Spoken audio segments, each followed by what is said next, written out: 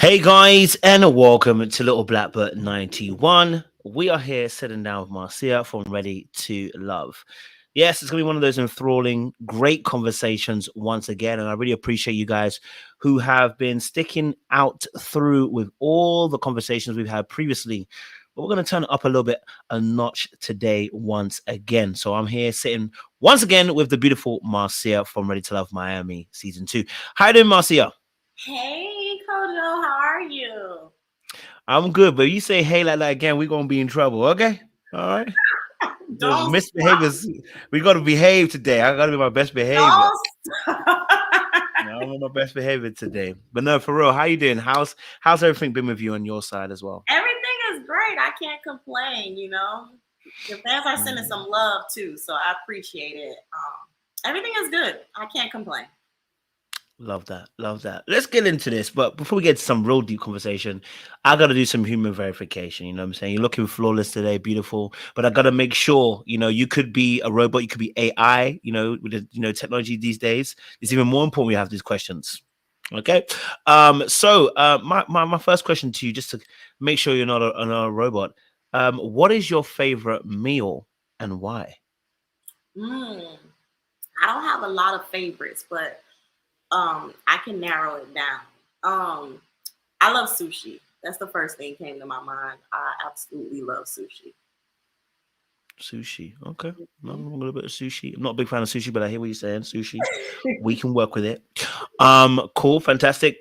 Favorite holiday destination and why? Oh, I have to go with Greece. Okay. Um, Greece is just the food, it's the people, it's the history, it's the culture. You just get like a nutshell of a good time. So any of the islands, but definitely Greece. Okay, fantastic. And my third question, favorite perfume. Oh, that nah. I don't have and I wear a lot of cologne too. So Okay. um, yeah. I don't have a favorite, but just to throw Favorite some at the moment. Let's say favorite at the moment, or something that you're kind of using the one or two it's terms you actually for men, it's a cologne and it's Chanel Blue. what you know about Chanel Blue? I be What you walking know around about here it? Huh? swimming in cologne, and then when people compliment me, I'm like, yeah, it's cologne. Nothing wrong with that at all. All right, cool. And my final question in this section is milk or the cereal in the bowl first? Cereal. Mm, People put milk okay. first.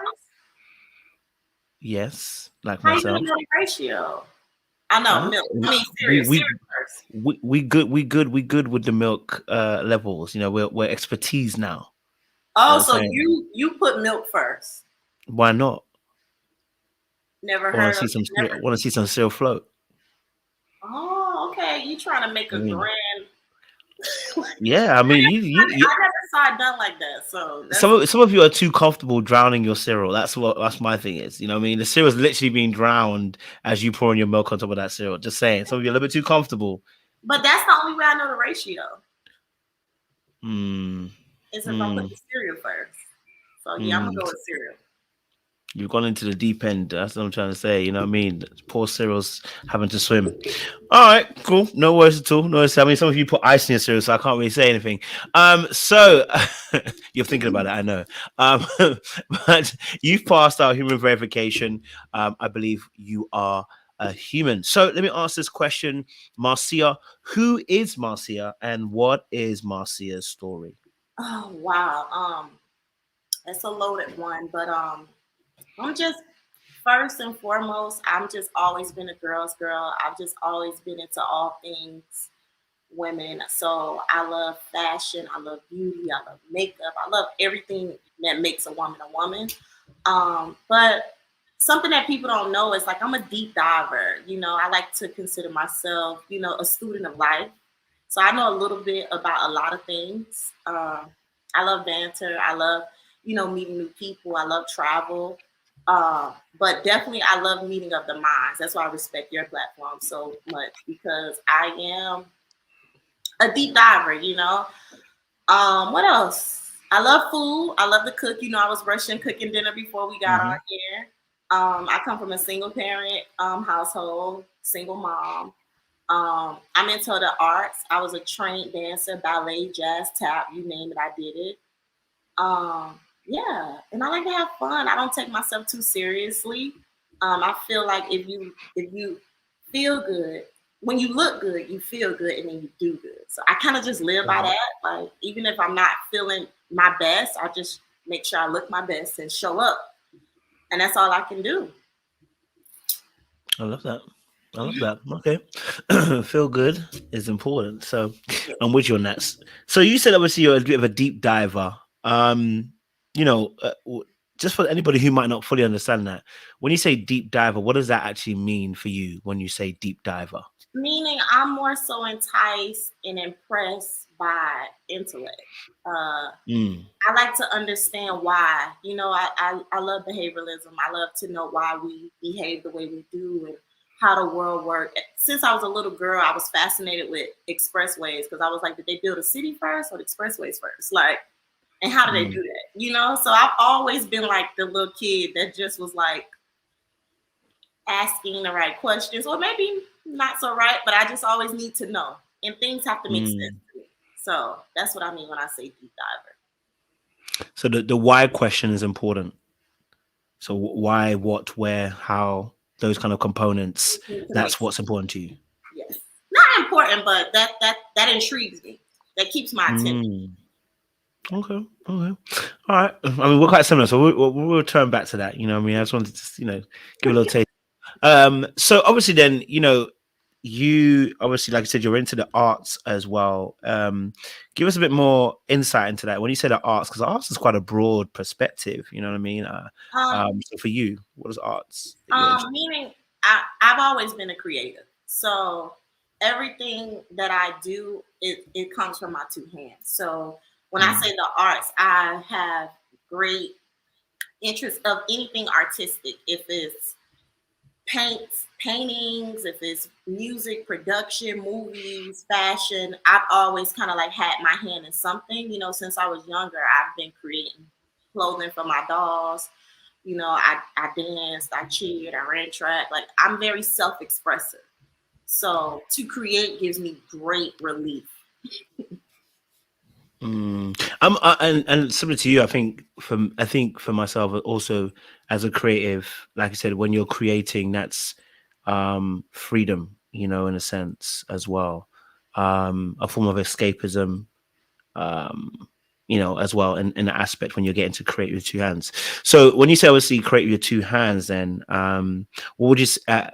Is there anything that you, in terms of arts, that you're proud of or you've accomplished in your time? Anything that you've done that Yeah, you're like, yeah, that's things. me. Um, a few things. I was a creative writer when I was younger. Oh, Yeah, I was published I think I was like in the fourth grade. So what's that, 9 years old? I wrote a what? creative, Let's yeah. not skip past that. No, let's not skip past that, Marcy. What you mean you was published? What for? What was a book? So it was called a marketplace. And we had this writing contest. So it just turned into something, right? So they get all you write in your school, the best out of the school go against the other schools, and then it goes against the county, and then it goes against the state. So you just keep almost like a spelling bee, but for creative writing. And I came up with this story that's super imaginative. I don't even honestly, I should probably revisit that or something. Mm. About this little girl who she was in the marketplace when she was in the market, like a grocery store. And she shrank down and all the things came alive and she had to find her, she had to use all these clues, whatever. So yeah, since I was very young, I've been creating things.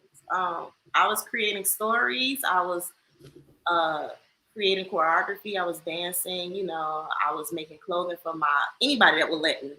I was doing hair out of the garage, like carport area. I was always searching for a way to express myself. Mm. Yeah. Mm.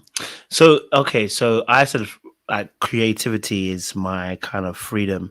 How do you explain what creativity is for Marcia then? Creativity for me is a thought that I can make tangible. That's the Mm. easiest way for me to put it. So it's something that I think is something that inspired me, something that I see, And for me, creativity is when I can actually make it into a thing, you know? And whatever that thing is, it embodies what I felt, you know, what I thought, what, you know, the thing that I was walking around with is now created. So that to me, that's creativity. And like you said, freedom, because there's no rules, right? Nobody can say it's bad or good. Well, people can say it's bad or good if they give you their money for it. But for you, it's no rules. It's free. It's just whatever you come up with. No rules. Is that I don't like rules. I realize I don't like rules, but maybe that's why I like creativity. I don't like having You rules. just have an epiphany. I don't like. Yeah, I don't like rules. I really don't. I don't like rules. So, is that something for you as well? Like you said, it was epiphany, but is that something for you as well in terms of creativity? Yeah. When you said the word freedom, I'm like, exactly. Yeah, definitely. It's a free place. It's boundless. You know, it's not a society with norms. It's not, you know, there's all types of creativity. When I'm sad, I could create. When I'm happy, I could create. There's no limit to me being creative. Actually, I create some real bad shit when I'm not feeling that great. Let's say that again. No, yeah, and I definitely agree with you. I think I was thinking about it, and I was thinking as you were saying it, I was like, I know I've already said it's about freedom, but I think also the no rules is really important. But for me specifically, I think part of it is part of my nature. You know, I think I like to be free from constraints of people telling me what I have to do and what I have to be. I like that freedom of being. In fact, I like the challenge when people tell me you can't do that or you can't be this. Then I It's want to the do it best. more. It's like Tell us. watching. Oh, okay, okay. So you have something similar? Yeah, definitely. Hands down. I'm like, listen, Kojo, I got kicked out of 3 elementary schools. I was a wild, free ass kid. You couldn't tell me. Especially when I thought I was smarter than you, it was a done deal. So Mm, so I'm definitely 100% with you on that. Like I love freedom. I cannot be boxed in. I'm a Gemini. I'm a very free spirit. My entire personality is probably the best element is definitely air. It's mm, complex. It can't be caught. It can't be bound. It's flowing. It's free. It's expressive, but it's still forceful. That's my personality. mm. You just helped me with something. You're right. Maybe that's why I love creativity so much. So if obviously us being free and being, like you said, not being boxed in, that's a great thing. It's amazing because you get to break boundaries and do things that people wish they could do, right? Um, how has it played in the opposite direction then? So because oftentimes people are afraid of people who break boundaries and who break limits and who say, this is not where I want to stop, I want to go further. How has that impacted you in your life then in terms of that aspect? You saying like in a bad way, the freedom thing? I guess so. You can say in a bad way, but okay, yeah, let's say in a bad way first, and then I'll say In a necessary because it impacts me in a great way too. But in one of the bad ways is it takes some adjustment, right? Freedom is powerful. So we live in a society where there's norms and there's, you know, rules and laws and all this stuff. So I've always struggled with authority since a young girl. So yeah, so I think that that's definitely a correlation, and that could be a downside because when you love freedom or variety or whatever adjective we decide to use, we live in a society where that has to be limit. You know, there's a limit on that. So I've always it's shown up in a sense of authority, right? Rules, commitment, all those type of things. All those type of things. I be struggling, coach. I be like, cause why? I'm with you. I'm like, cause why? Make it make sense, you know? But yeah, so at this big ass age, I've learned to, you know, maneuver, but I've struggled desperately as a kid. You know, it's so interesting that you said that because I struggle with conformity. Like almost as if when I hear conformity, I actively want to fight it straight away. Authority figures, and you know what? It's so interesting. You said it earlier on. I struggle to submit to people who I think I'm wiser than. What's the point? in my head it's like, what's the point? You know what I mean? Like, if you're not wiser than me, what's the point? You know what I mean? Like, Like, you don't make a lot of sense. I don't understand why you mm, wear that outfit. Like, my mind used to. That's why I could never do like a sorority. I couldn't do it. I would rebel to why? the conformity and the authority, and sometimes of people that you're not necessarily looking up to. You know, at least Okay. the process of the whole thing. Like, I couldn't do it. At least at that age, I definitely couldn't do it because I just didn't find a lot of value in looking up to people and like. Mm-mm. No, I definitely hear you on that. I mean, I think that's a real struggle, right? That's a real struggle. And you said something about commitment to, um, similar to yourself as well. I've struggled with that area. Um, if I'm in something, I'm in something, but then I'm like, if like for instance, even YouTube, sometimes I'm like, it's 9 o'clock, but you know what, fam, maybe plans are gonna change, maybe something's gonna happen. I need the option just in case it changes. Like my head needs that. I need the option. It just the I option. love options and variety. Why Mm, would I get the pack if I could get the variety pack? Like, I need to know just in case. And if just in case. sometimes you know yourself and you just want the option because you're not going to even utilize the option. But Mm, I feel like my best self when I have options. So that sounds so horrible because I'm sure people are going to apply that to relationships. But I'm just saying in general, when I go to the restaurant, I order multiple things off the menu. same. Like, I just like to be able to do what I need to do. So I've struggled. But I Mm, think if we're going to go in the commitment direction, I think commitment is everything, right? It's you picking a car and paying it off in a few years. It's you signing an apartment lease. It's commitment is not just relationships, you know. yeah.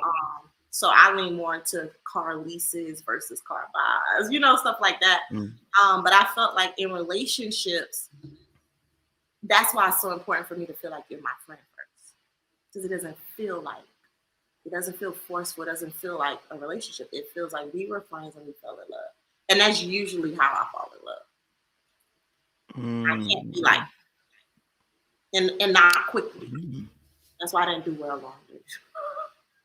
Okay, that makes sense. So for you, you're saying you need that we almost like we friends and we kind of fall into that kind of aspect rather than it's like straight away jump into something, Yeah, etc. like the guys like, come here, let's live together, let's be together. It's like, and the guys are Mm, like that, you know, and some women love that because it's like, he has a plan for my life and blah, blah, blah. But for me, I commit to things subconsciously and I'm very loyal. mm, But it can't be direct. It can't be like right. something right here. This is it. No, you got to get my mind first, and subconsciously, I've submitted to you, and I'm okay, and I trust that over. Come on, let's go. I gotta get married. We gotta do this tomorrow. Move in. I'm like, whoa, hold on. I don't even know if you're the best pick, sir. I need to be. Mm. No, you're making sense. I need to I'm be feeling you. sure, and I think that people underestimate the power of being sure and actually being someone's friend. Mm, And that's why I struggle because that's very important to me. And you can't make me show up in weeks and be like, yeah, it's you. You're my husband. Like, no, I don't know you. I need to make sure we're friends first and we actually like each other and not that we have the same goals. So now we're going to try to do that together. No. mm, mm. Yeah, I'm hearing you. I mean, I think from my perspective, and then hearing what you're saying, funny enough, I don't know if, and maybe we're probably gonna go there anyway. So I think as an individual, also similar to yourself, I like it just to flow into it, right? In fact, most of my relationships have started that way. You know, we've been called, of course, I'm attracted to the person, but Yeah. no one said anything, and it just, it kind of flows Yeah. into that space, and we're like, you know what, we do like each other. It is Mhm. what it is. We're now here, kind of thing. In that essence, right? So rather than someone just saying outright, this is what it is. Um, but I realized also because I, one, don't like to make mistakes. So it's hard for me to do that. Two, you're absolutely right about the commitment issue. I almost, If I say it, then it feels like I'm constricted to it. Do you know what I mean? I want it to flow a little bit. But 3, I think I don't like control. I don't like being controlled, and I You don't don't like being like being told. controlled, or you don't like controlling No, I don't people? like being controlled. I don't like being controlled. I don't like being told what to do, how it should be. And it feels sometimes, I feel like I'm almost forcing. Like if I start talking to you, I'm feeling you. You know what I mean? Like it almost feels a bit forced to go into that whole. So you're my girlfriend now, almost. You know what I'm saying? Like you're gonna be my girlfriend now. It's almost like I want us just to be able to flow. You know what I mean? Maybe that's a bit of a fantasy idea though. It does work. I'm just saying, but maybe it's a bit of a fantasy idea too in terms of love and how we see it. Do you know what I mean? Yeah, the control word too is weird because I would say I don't like being controlled in certain situations, but I found out by default that I do kind of like it. It's Mm. weird, but you just have to be a particular type of man that I respect a lot. The word control is scares the shit out of me because again, we love freedom, we love options. But I have been in situations where I'm not being controlled, but I'm just like, I don't know. He talk to him. Like I love that. When you know what it is, I got it. I love the level of trust because I'm a control freak, right? Of my own life, my own destiny, my freedoms. That when I meet someone I feel comfortable enough to relinquish, that's sexy. Because I am the one that has to, double check Mm. everything, make all these calls. So I don't know if it's that I like it. I don't know the right verbiage, but it has happened and I found myself like, want do more of Okay, it. you. So it's kind of interesting. The control thing Mm. is interesting for me. No, I hear you. So I think certain women elicit a certain energy where you want to be more quote unquote dominant, and there's some where you're like you just want to flow. You like that energy, and there's some that's like, yeah, yeah, I feel like you control me. You know what I mean? Like, so Yeah, I guess it depends on the kind of person. You know, it depends on the kind of person. Do you feel like any of your childhood had any impact on that though? of course. If I said no, I'd be like uneducated. I mean, our childhood has 90% to do with everything we experience as adults. So I'm figuring out what is different. But yeah, 100%. I think my childhood, I had an amazing childhood. Um, Mm. my mom. I was the youngest of 4, so my mom was older when she had me, and Oh I wow. just felt like my childhood was like a wonderland, and I was very free. Mm. Like my mom, at least in some capacity, it was like it felt my childhood feels very expressive. It feels very nurturing and like free, and I can be whoever I was, and I think that shows up in my adult life. Like I'm unapologetic about my entire ideology.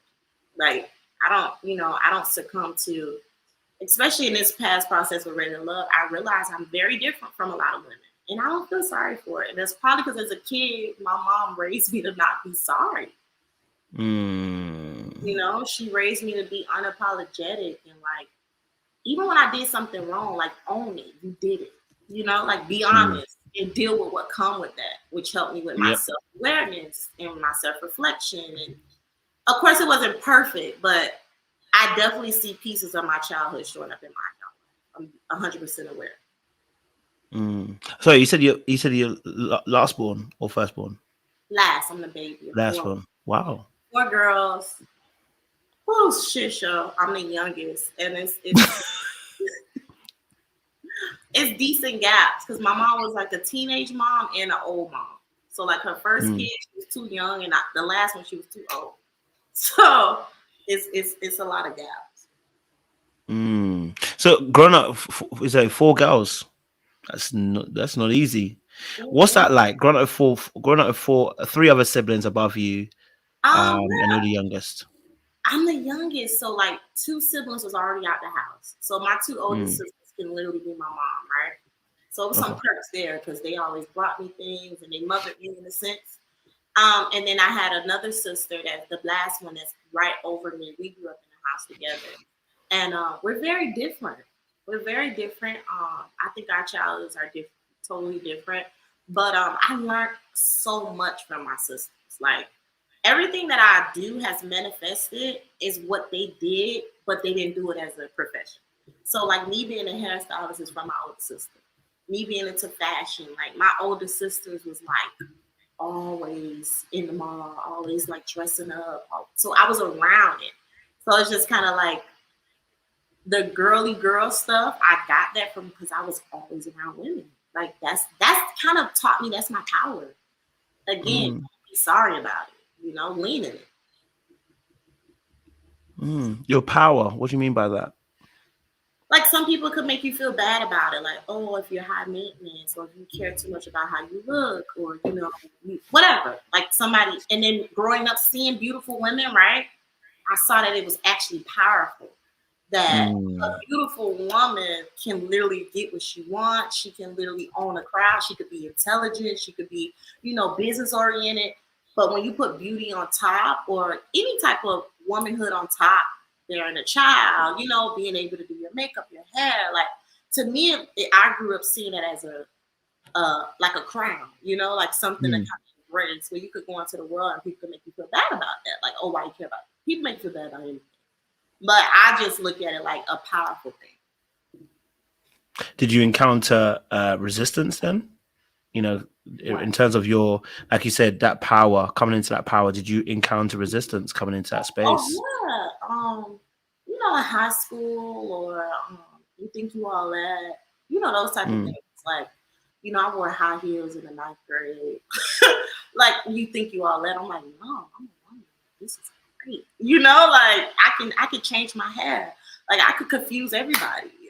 So for me, that was the resistance. Like people saying you care too much about that. But I'm telling you, you look good, you feel good, you do good. And I'm a hairstylist, so I've seen women postpartum and then they come back in and they're like, oh, Marcy, please. Like, you know, and it just brings life into them from me styling their hair. So I've seen what beauty and fashion does for women. So to me, that's why I say I think it's powerful. I love that. So it's beauty and fashion. Is that what the industry you're in currently as well? Yes, 100%. Have you always been in that space? Always, Kojo. I went to college for psychology. I ain't worked nobody's job ever. I have no, what they call it, W-2 is our like job thing. I don't even know what to call it. I never had that. All my adult life, I've been in fashion and beauty, my entire adult life, and childhood too. But like, you know, as a working person. And you, sorry, I cut you off when you were going to say, I think about your business. What are you going to say? Oh, I was saying I have a clothing line. That's most of the stuff I want to show. It's called Tantrum Roll, and then I have a website for hair and all that stuff. That's Marcia did it. Oh, so clothing line just for women, yeah. For now, but wait to see what I got in store for you, Kojo, when I come out with the men. I come to Miami so you can get your whole Miami Vice on, and I could throw some pastels on you. Can you imagine like a teal mint? I love teal, the color teal. Teal's one of my favorite colors. Like wait till I get my hand on the mint. It's gonna be Miami though. It's gonna be 100% Miami Vice. Okay, I hear that. So you also spoke about obviously grew up in a obviously amongst obviously 3 other sisters, but then obviously grew up in single parent home as well. What was that like for you? Because you were the baby of the pack as well. So what was that like for you? Like I said, I didn't have a bad experience. I think that certain people can handle certain adversities. I think children need adversity. Mine was seeing a single woman struggle, and it made me the woman I am today. I'm relentless in the grind. I work really, really hard, and I respect women.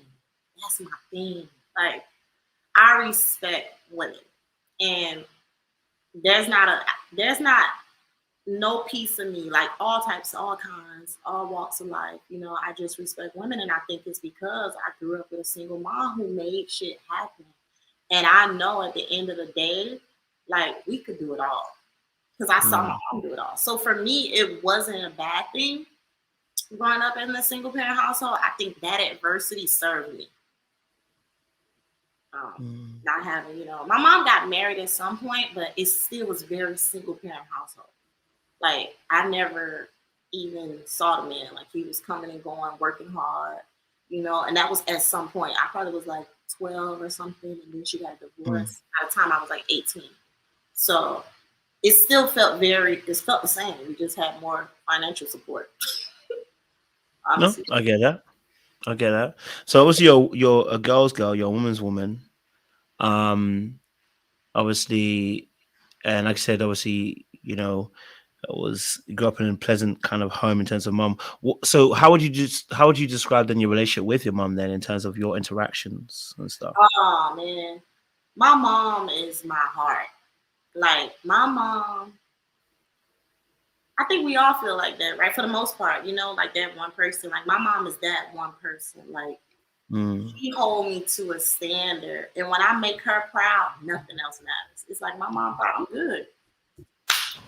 Who cares? Like and I just always wanted to make her proud and be a better version of her. And I think at this point, I could say that I'm doing pretty good. I think I'm doing pretty good. But yeah, our relationship. My mom is older.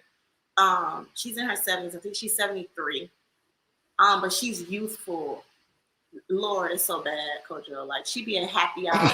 Like if you ever see my stories on the holidays, it's like a dance down. Like she's all the vibe. She loves to travel. She loves to eat out. Like I'm just a younger version of my mom. So we're pretty close.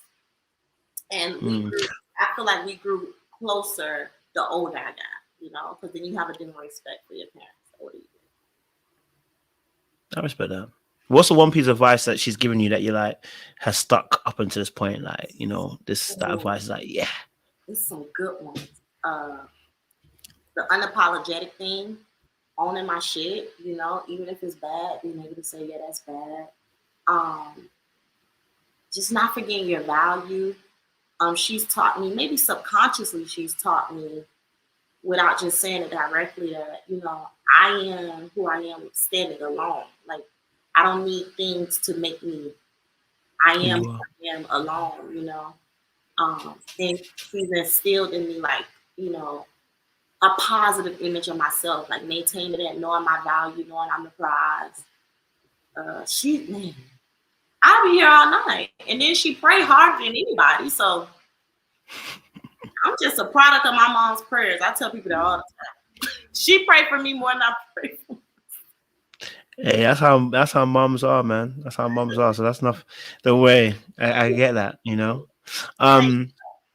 That's not off at all. That's perfectly in alignment with mums. They love us so much. They want to pray for us all throughout. They want to see us do bigger and better than themselves even. So it's not off This at is all. a good one she told me, y'all. Y'all should keep this with you.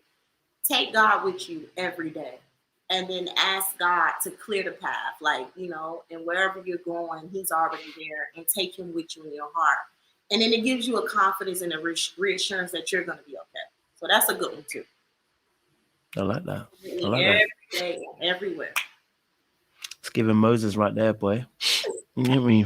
It's giving Moses right there. So then obviously great breakdown. Obviously you have a great relationship with mum. Then the other side we have to obviously ask then. So obviously I haven't heard much obviously about dad per se. So obviously growing up, what was your relationship status with your dad then in that aspect? So I have dad figures. I was literally raised by a village. Lord. Okay. I was a troubled kid. So I have dad figures. So I didn't feel fatherless, but biologically I was.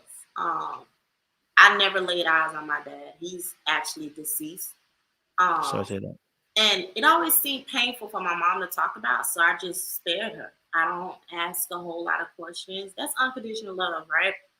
It's like if it's gonna cause her pain or shame or anything, I don't dive into it. I have gotten more information, but yeah, he's a dead man and he wasn't present in my life, so I don't know. That's just it. My but condolences. I have awesome father figures. It takes a village, man. My condolences on that as well. in that respect. I guess obviously I'm intrigued then. So, but obviously he passed. But did he pass in terms of before? So there was no relationship beforehand, or was he just like Yeah, he so it passed? was, yeah, Okay. just so you can understand, like it was never a relationship. So Okay. I never asked. I never, eventually you saw, I think my first time actually asking my mom, I probably was like 16. Mm. And then I saw the discomfort. So I was like, okay, I'm not gonna put her through that. But I found out that he was actually dead at probably like 20. But I found out he was dead. He'd been dead. You know what I mean? Yeah. But even before he was dead, he wasn't present. So I don't know the exact age he would have died, but even he was alive when I was born, but he wasn't present. So he missed out. I mean, I'm a freaking awesome daughter. I'll take I care of agree. So I feel I I agree feel with like I don't know if I can take care of two parents. So it's like that. it's his loss. So that's just how I feel. I still have I know people be saying like, oh, you need to have the thing or what they're not, they're broken, the kids or whatever. And I'm just like, that wasn't my experience. Mm. I don't know. I think that people don't talk enough about the presence of a father, right? Had I known who my dad was, had he came in and out my life, I think that would have been more damaging. People don't talk about present parents that cause more damage than absent parents. Okay. You know what I mean? There's some parents that are very present and they destroy their children. So because I didn't have no idea of him, because I never laid eyes on him, I just think that no damage was really done, especially when I'm experiencing unconditional love from a village of people. Mm. But that's my take. I ain't perfect. I'm just saying. I know you're not. I know you're not saying that. I know you're not saying that. It's intriguing. I'll tell you why Marcia is intriguing. Don't do that face. No, it's intriguing because you said something really interesting, right? What kids who are in fact most kids do this, right? They're empathetic and they are intuitive, right? They sense things and then they try to make life as easy as possible, right? So something that you said, which was quite interesting, you said, I asked and I saw the discomfort and I left it. Mm-hmm.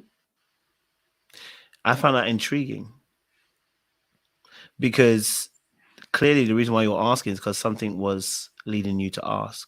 Mm-hmm. But as soon as you saw a little bit of discomfort, you left it alone Mm-hmm. rather than pursuing it. Mm-hmm. Why? That's love. That's love. That's unconditional love. It's like I'm not gonna put my mom through pain when I'm not in pain. I was just a curious kid. Like we all know daddies, you look around, this person got that, you go, oh mom, what happened to me? But when it didn't run that deep for me, and at a very young age, I had wisdom, right?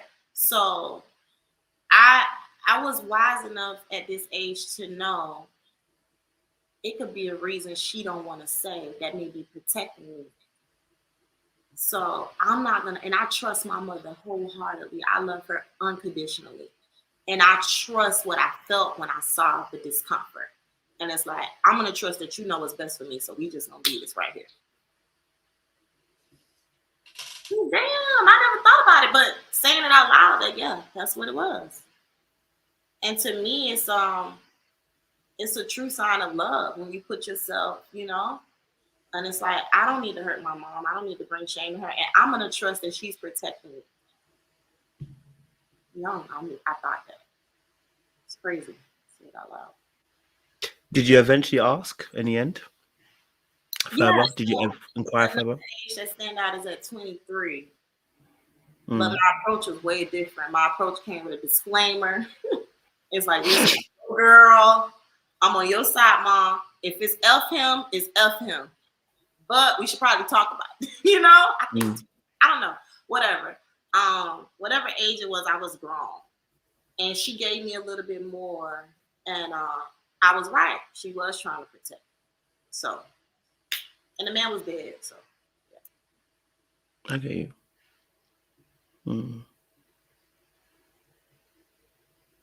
Somebody said yes. Oh, wow. I'm not looking at the comments. Thank the Lord. Well, I just looked. So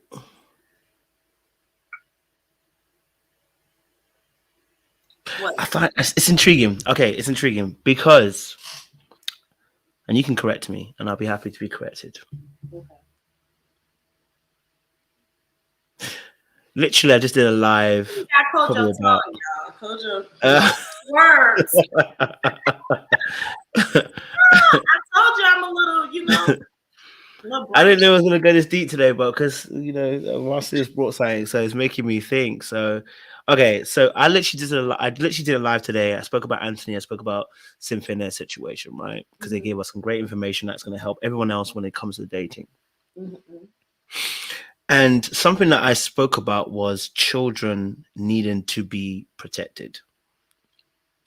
That many of us have grown up protecting other people before we've been protected ourselves, right?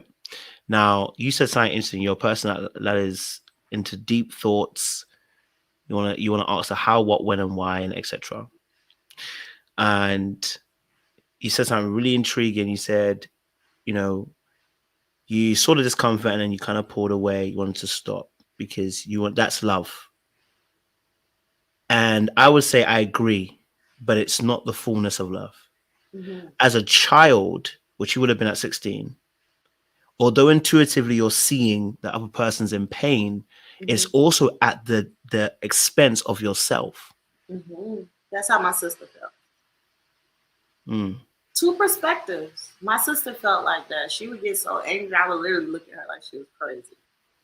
Why does she get angry? Wait, why does she feel like that? Sorry. She felt similar to you, like, but what about you? Like, that's not fair. She needs to tell you. And I'm looking like, but I don't care enough. That's the missing piece. That's the missing piece in a few things. But I don't care enough. And what the thing that you let's not leave out is I trust my mother. So, for example, I don't know why she's discomfort, right? I don't know why she felt whatever. She could have felt this because she's protecting me from something. She could have felt this because she couldn't have had the information. So it's a few things. So I just always feel that my mom make the best decision for me. So that's when I say love, that's what I mean. To exist in such a safe place that even the lack of knowledge was enough. Because I know my mom. I know she loved me. I know she wouldn't deprive me from something that's good for me. You know what I'm saying? So, and she trusts me enough with information. So when I saw her kind of like, I'm like, okay. And then we'll revisit it. It just I didn't care enough. Now I can stand up for myself. If I care about something, listen, me and my mom go. But if that was that important to me, I just think I would. But my sister, her perspective was a lot like yours, and I used to look at her like, "How you gonna beat me, man?" Because she felt like I was being cheated out of information. But my sister is very different from me. This is a sister over. She's very different from me. So we process very differently. Differently. So it's kind of like, yeah, but mom knows what's best for us. So she Maybe felt not cheated. Okay, so maybe cheated might not be the word here. But could it also be from a different angle how you're looking at it, that, and this is going back to maybe how we're quite similar in our freedom aspect, but could it be also that, number one, you have one parent who is dependable, trustworthy, loving, caring, present, there for you, responsible, is superwoman in a sense, right?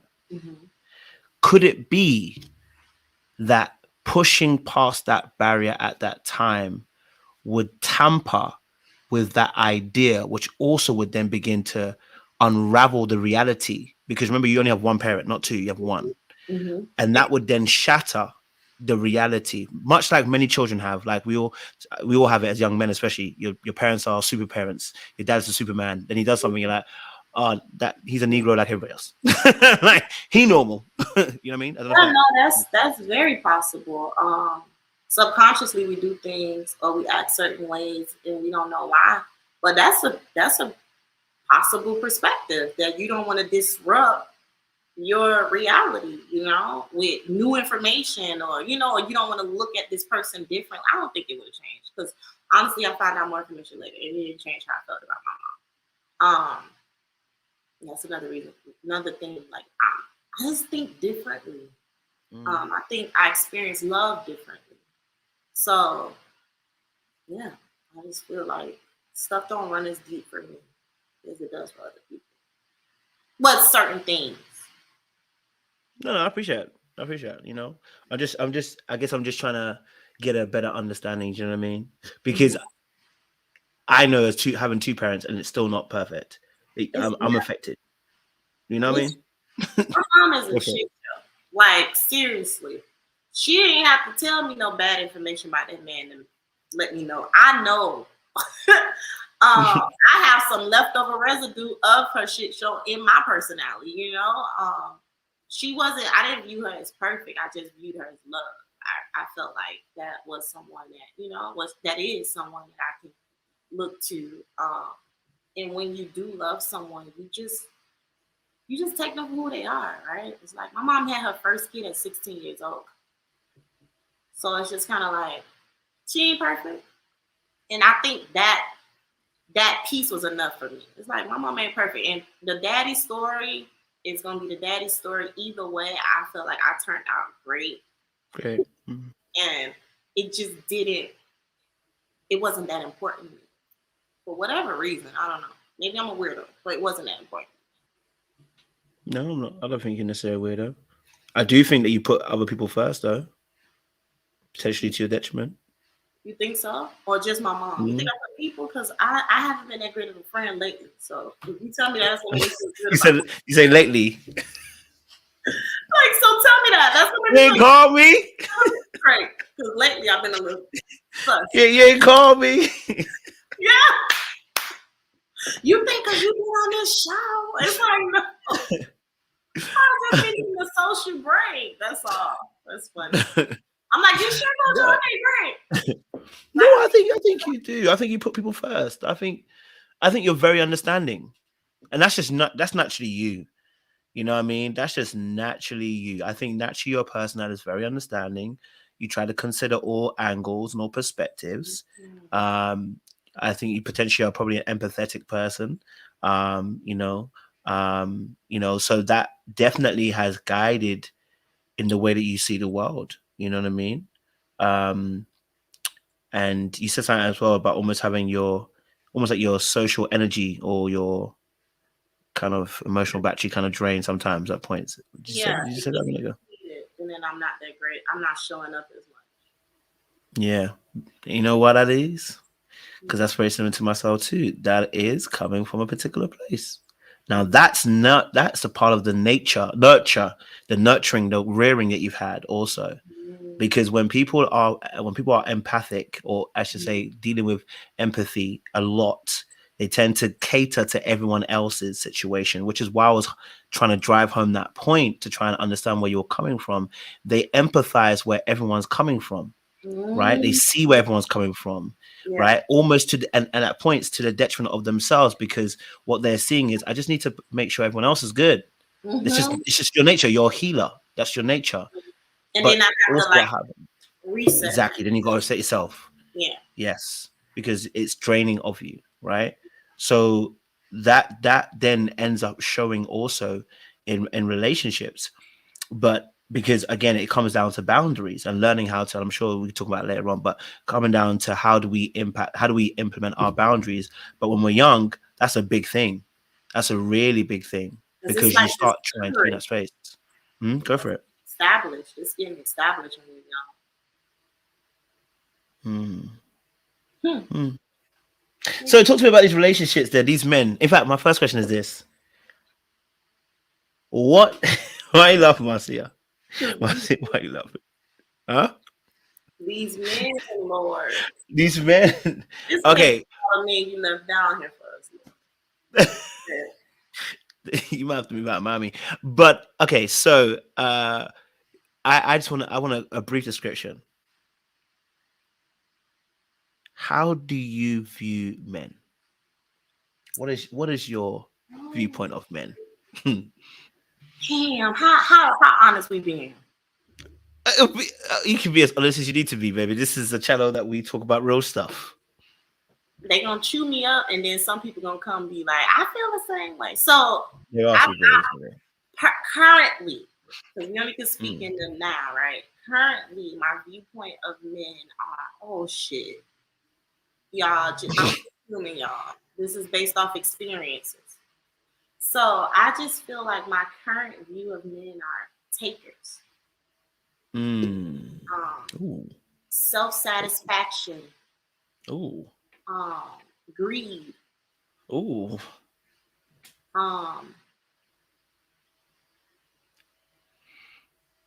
and lacking the wisdom, like, of knowing the value of women. That's my current right now. This ain't always. I get you. This is where I'm at currently. It feels like, and just to go into a little bit so they don't chew me up, it feels like it has to benefit the man. And then it births societies, right?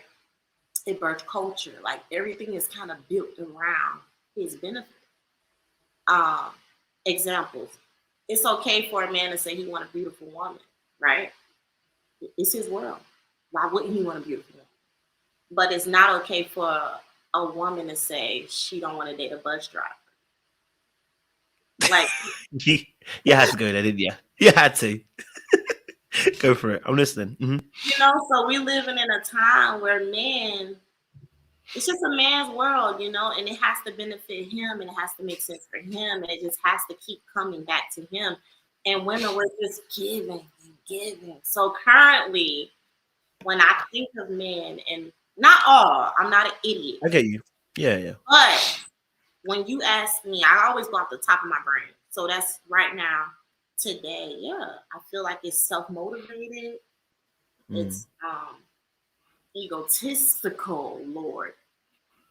And it lacks wisdom. It lacks insight of the bigger picture in operating for humanity versus self. I'm not even gonna look at the comments because I know y'all chewing me up. They're actually not. They're not chewing you up. Actually, I have a woman audience. I don't know why you think they're going to chew you up. I have a predominantly woman audience. We do not have a male audience.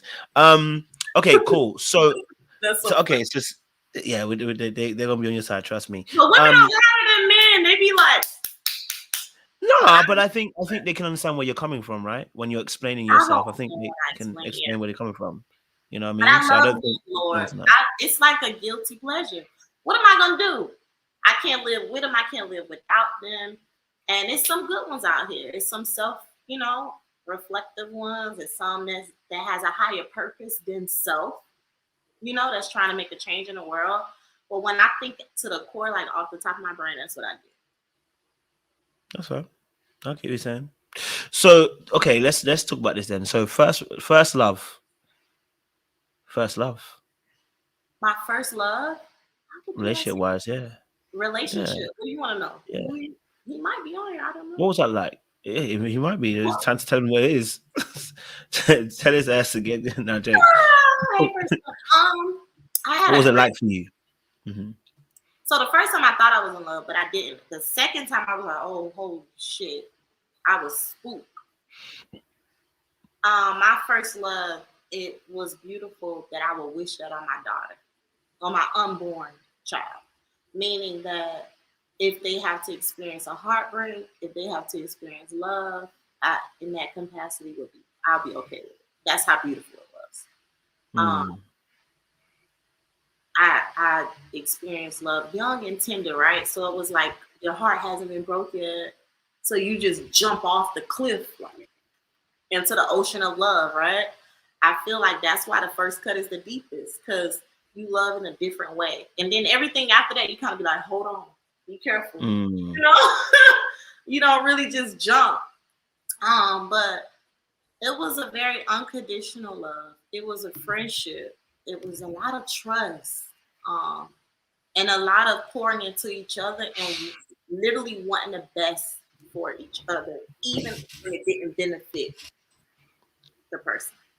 So this love was a selfless love. It wasn't like something that was transactional, right? Like they only loved you when you was in the front of them, or it was in the darkness, it was in the breakup, it was sickness, everything. It was like, I want what's best for you, even if I'm not what's best for you.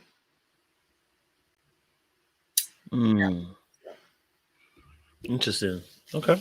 So you wanted the best for them, even if they didn't want the best for them. Okay. And vice versa. That's how we Okay. broke up. Because I wanted the best for this person and they wanted the best for me. And it's like, how long were you together for? Huh? How long were you together for? Oh shit, that's hard to say. So maybe together like 3 solid years, but off and on for like another 2. I don't know. It felt bad, but yeah. Because we were friends. So the lines get a little blurry. This friends thing. Hey. Y'all know I'm the friend zone queen. Got me about this. No, I mean, listen. I mean, I'm not mad at it. I'm just saying, the friend I'm telling y'all, situation. it's the best way to not get your heart broke. It has worked out for me. I have more love stories than heartbreaks. Interesting. Okay. So, first love done. Who would you say? Okay, so what would you say is the most meaningful relationship then? That one.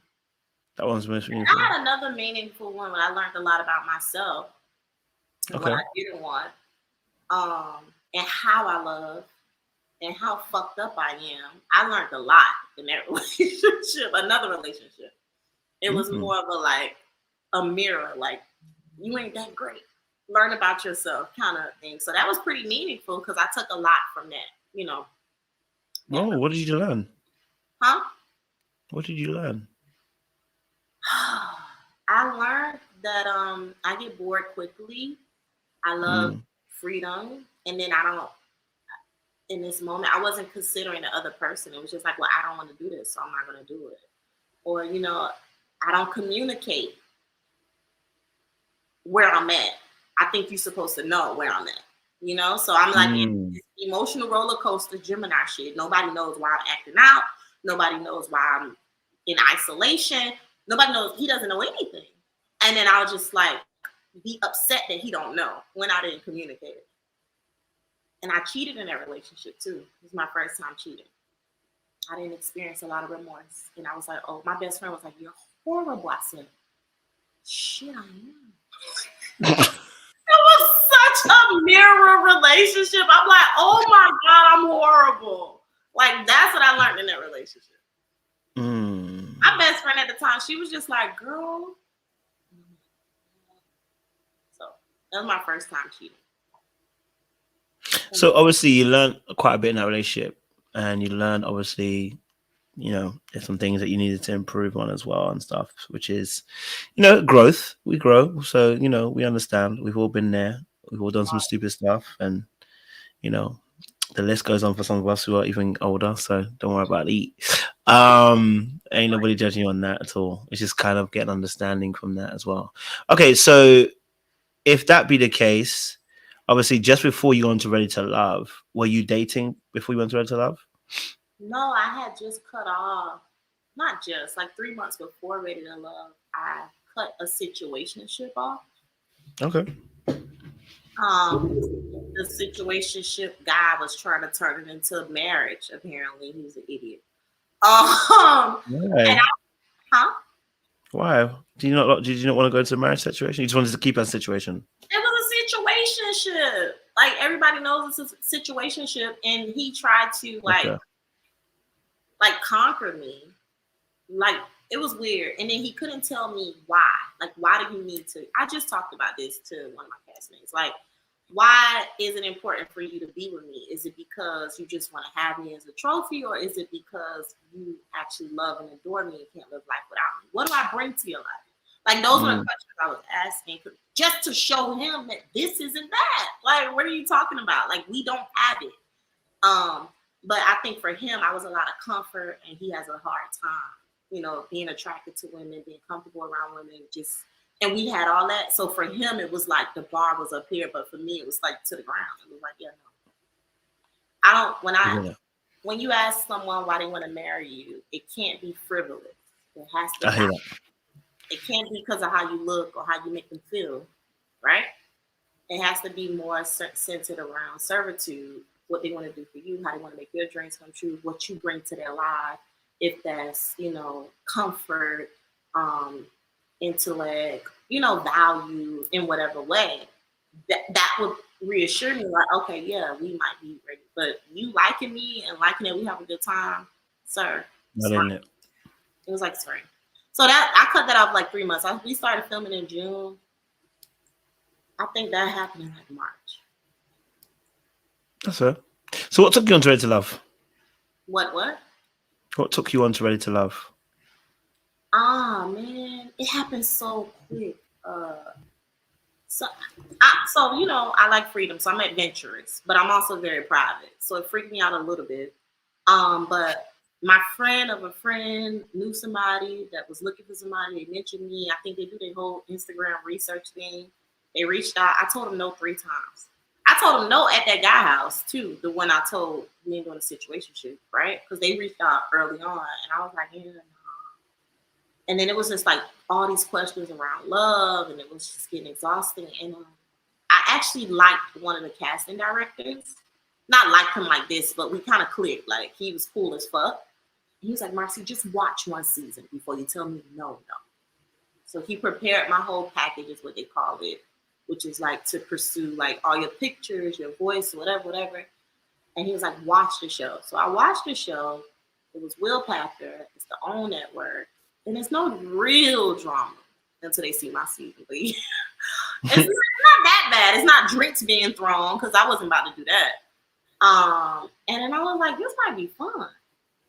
So that's when I told him I watched DC, I think. And I was like, okay, it's not too bad. It's like Black professionals. I think I fit the mold. And I was like, let's have some fun. It's the summer. I don't work as much in the summer. So yeah.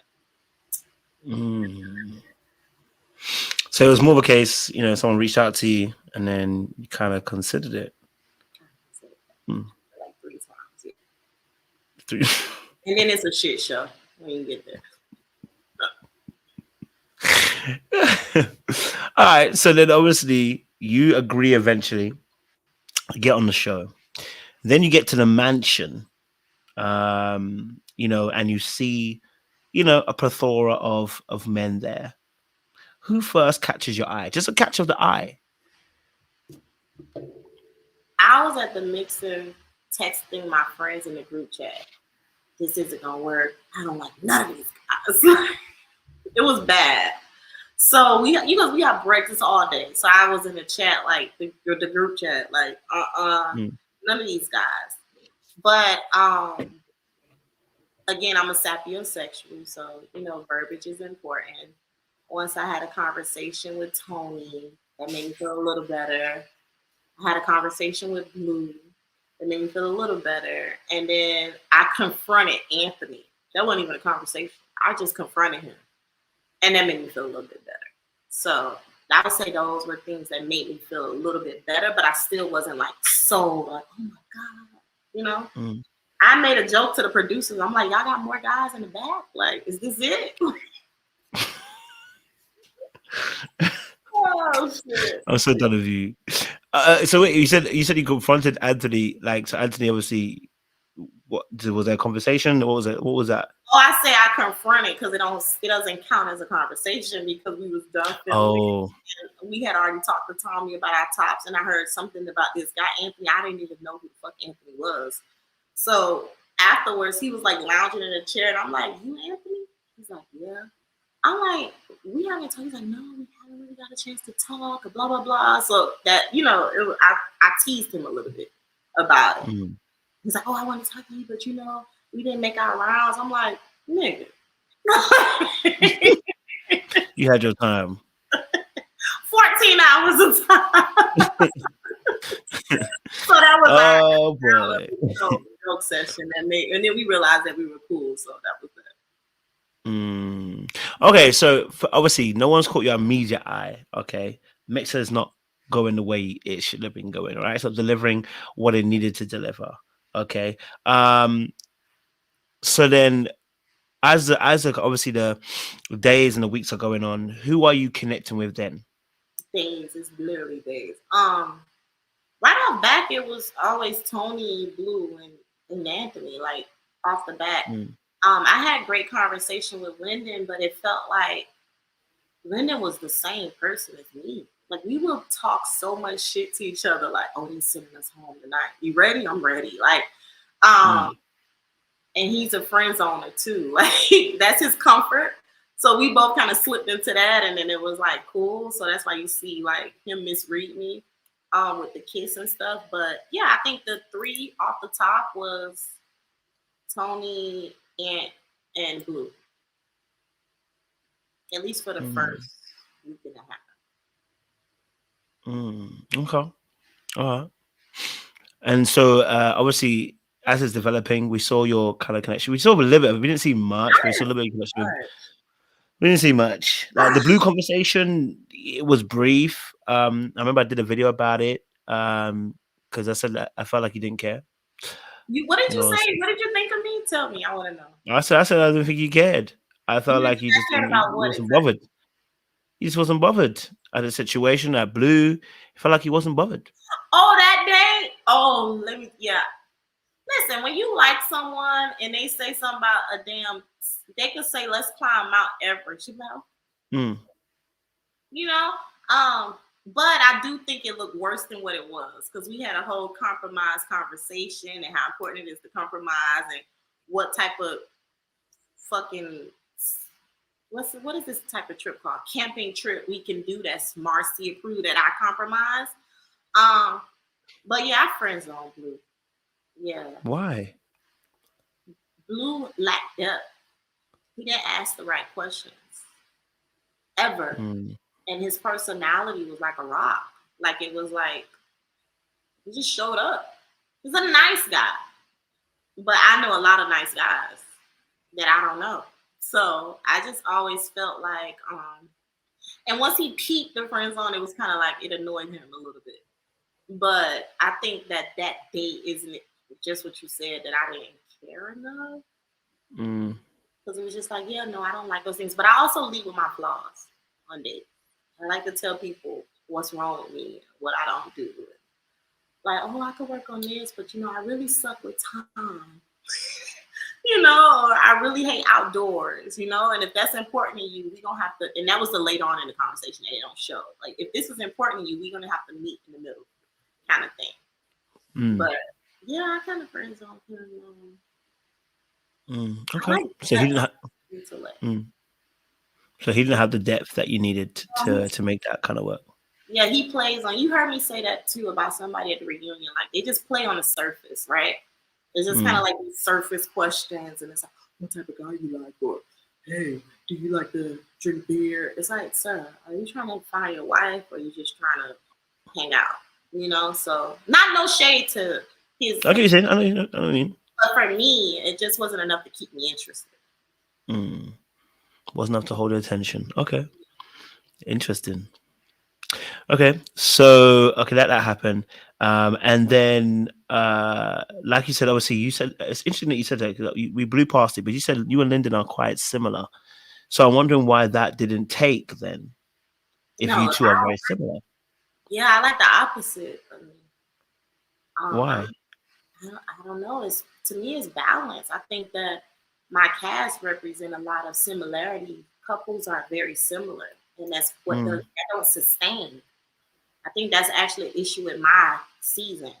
That a lot of the people that's a lot similar found each other, and when you put real life, real time to it, it just doesn't sustain.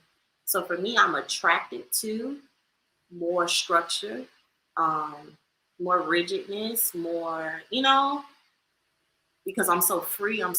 So I'm not really attracted to men that's a lot like me. And Lennon is very mm, much like me. Like he laughs a lot. He don't take shit serious. Like He's very confident. You can't shame him about nothing. Like that whole time, he's like, yeah, I don't care. Like, you know, I'm number 2. Who cares? Like, that don't have anything to do with me.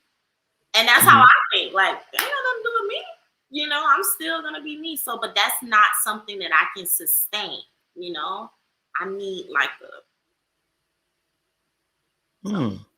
That's intriguing. So the very thing you are, you can't sustain the very thing you are when you find it in someone else. It doesn't. It doesn't sustain. Think about the couples that made it through. There are a lot. It doesn't serve each other. You need someone to balance you out. So if you suck at time, maybe you need someone to make you understand how valuable time is, right? So if you're too shallow, if you're too serious and rigid, maybe you need someone to help you live life and live in the moment. Two serious, rigid people, they might find each other. Oh, wow, you get life. You see life through the same lens, the world through the same lens as I do. But then how long does that last? There's no growth there. It's like a business partner. Like, two people can't bring the same thing to the table for the business to grow. You gotta bring something, I gotta bring something, and then it's gonna skyrocket. That's my belief. But can that person have the room to be able to do that to you though? Because remember, we don't like control. So whilst we may be attracted to someone who has an opposite, how long will it also last if that person then begins to impede on your particular position where you want to be free like a bird? I think it lasts when you respect the person and their perspectives, and you understand that their way is still sufficient.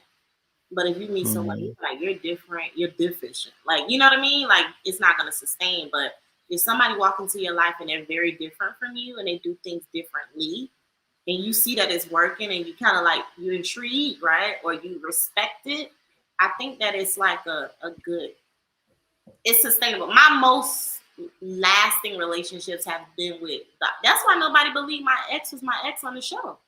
Because we're so opposite.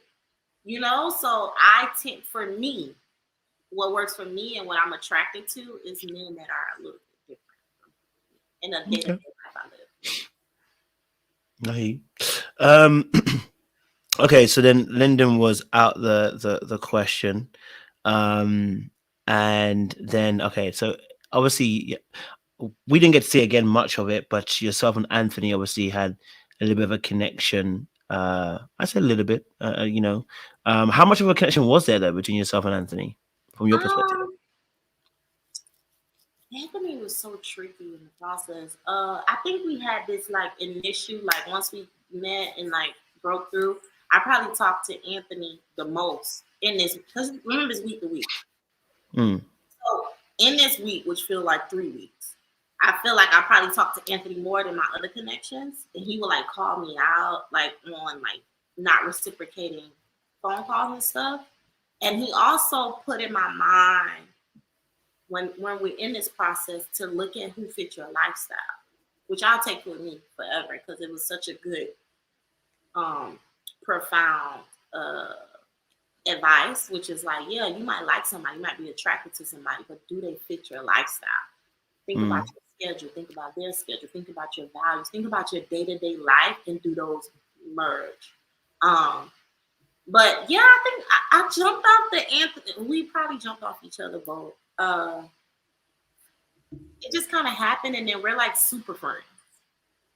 So Anthony's the homie. Like, it just kind of happened, and it was like, okay, we'll talk about our other connections to each other.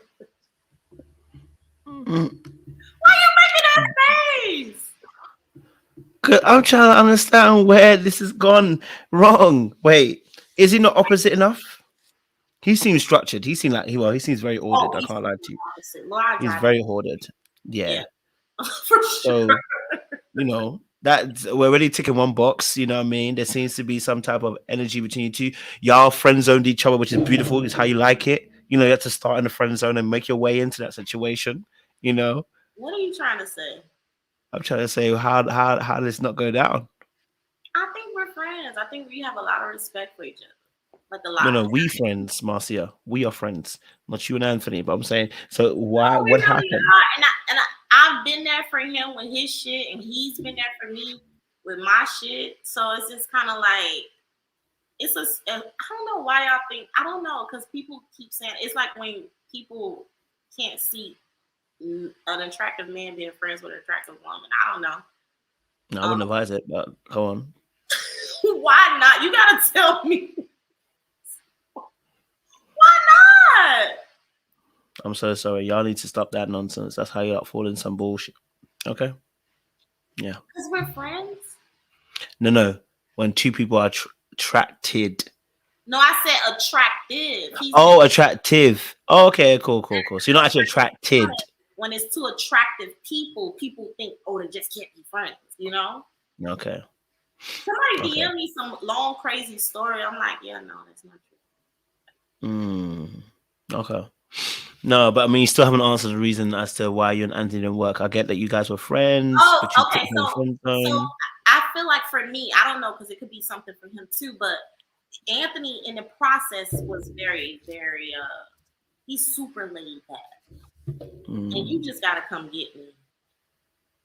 And he mentioned to me too how Tony was in the lounge. Like Tony was like putting down in the lounge and telling him like, Marcia's not gonna open up. You know, we're locked in, you know? And it was just kind of like, okay, it's kind of like I'm off limits kind of thing.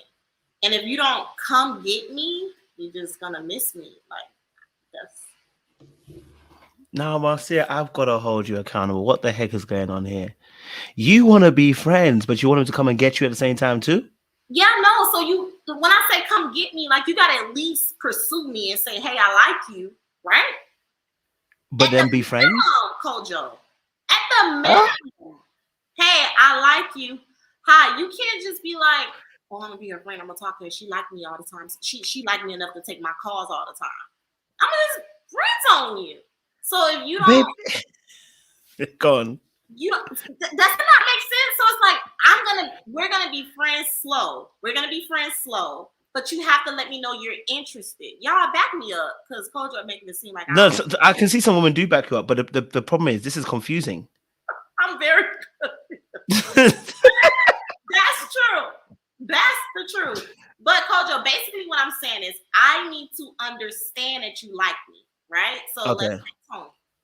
I could get out my card. Tony's gonna make sure, like, and even the friends, so he'll be like, yeah, you friends on them niggas, you ain't gonna friends on me, right? But at the same time, I can place boundaries up where you're not gonna gain romantic access to me, but I know that you're interested and we could get to know each other from there. I don't jump over the friendship level.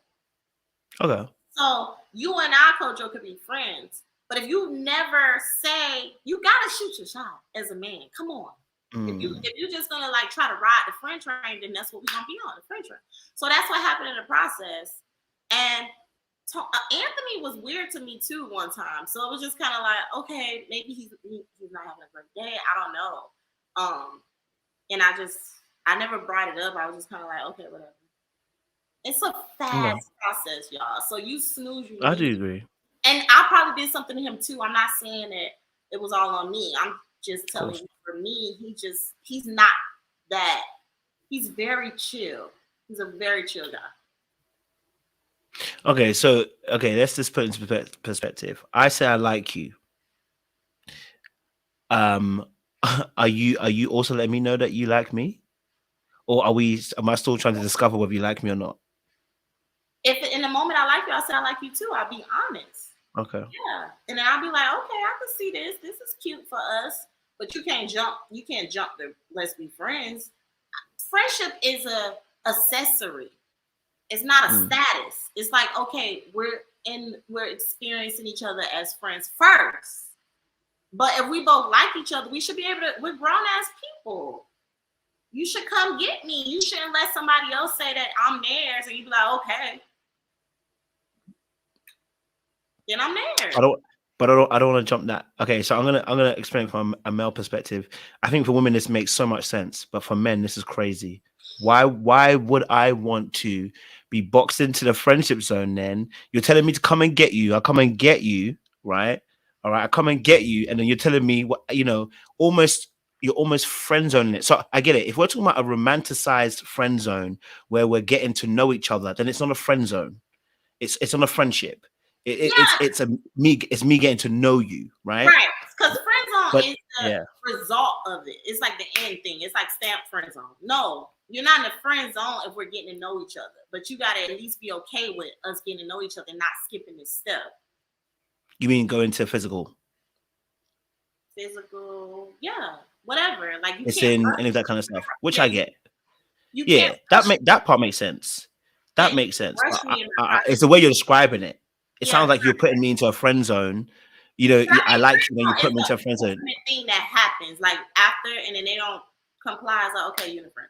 Like, you know, or if they don't come get you, it's like, okay, you're in a friend zone.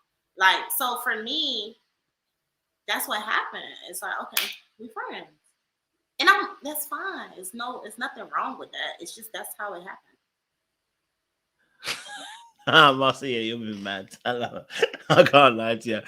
I actually genuinely understand what you're saying. I genuinely do. I'm just saying that that's confusion. For men, Really? that's You confusion. sure, Kojo? It's confusion because what you're asking for is someone to be more assertive with their energy in terms of coming to get you. And as soon as they come to get you, then you put the stopper right in there. I Phew! didn't say anything about a stopper. You said The it. I stopper, didn't say anything the about a friendship is a stopper. stopper. The friendship is a stopper when you put it at. When you put it as a friendship, I that's a didn't say stopper. anything about a stopper. All I'm saying is, come get me. Meaning, let's make it real. ABC 1, 2, 3. Okay, make it clear for us so we understand. Pursue me. Tell me how you feel. Tell me what this is. Right. Right. And then I'll do the same. Right. Oh yeah, I like you. This might be a good thing. Let's get to know each other. Let's see if we actually like each other. Let's not skip the step of being friends first. Maybe that's a better term. Being friends first. And then when we lock in, we have a different value of our connection and who we are. It's not frivolous. It's not on the surface. That's what I'm saying. But if you don't come get me, if you don't pursue me, if you don't let me know how you feel, for whatever reason, and we get along, then naturally you're going to be in a friend zone. Okay, I get that. I just wanted to make sure because it's the way you were terming it. If you talk about friendship, that's an energy in itself. Even though it may be a different word you might be trying to use, but it would also connote an energy that's also being put out there as to why situations are being in a particular situation that's going in a certain way. Because I don't think I have any particular problem with obviously there being an instance where there is a place where we're getting to know each other and we are building a foundation, right? But I guess the word friendship, I'm very careful when it comes to romantic aspect, because what you don't want to do is go to a point where you become friends and there is no romantic aspect. So that's the difference between someone courting you or coming after you than it being somebody who's just your friend. You know what I mean? So like, I'm not saying again that the friendship aspect is wrong. What I'm saying is when people start saying friends, can be very careful because we're not friends. Like I'm not coming to be your friend. I'm coming to be a lover, which means the friendship is a part of it, but it's not very the. clear. I want to be with you romantically. We're just trying to get to know each other, and that's just what I think is very important for us to experience each other as friends. Like far as who we are, what we like. Can you talk to me openly? You know, which is what friends do. They talk to each other openly, and then it's like, do I like you as a person? And then I'm gonna love you as my man. Okay, that's fair. So Anthony didn't give you enough of an inclination. No, that he's Anthony was just which is fair. like posting. He was just being a nice guy. He called me probably the most because he's very, good with stuff like that. He's a great guy, but it just didn't cross over too. And in that process, you don't really have a lot of time. It's funny because they show him saying that, and I said the same exact thing. I mean, it makes sense. I'll be honest, it makes sense what you're saying about Anthony's situation because we didn't necessarily see it, right? So I know he mentioned you as one of the connections. He mentioned the 3 M's, but if he's not letting you know, he said Morgan, Marcia, and Mercedes, right? So I know that. Yeah. But if he didn't say to you and you weren't aware of his interest, this is exactly what I told Anthony about his passivity. It just be looking a bit passive because no one knows whether you like them or not. Yeah, I think in the process it's kind of heightened. Because if you're dating multiple women and they all come together to talk, I think Anthony didn't want any messy shit. But it also, for people like myself and Morgan, like that, like assertive men, it was just kind of like, we can't do this. Like, What's that? What do you mean you can't do this? Wait. Okay, let's make it clear now. Were you aware that Anthony was pursuing you or not? No, because we're literally dating. So I know that me and him like each other, and we've been Kojo, because it's hard to understand. Just listen. We're in the process, right? Day to day, you're going on dates with people you're connected with.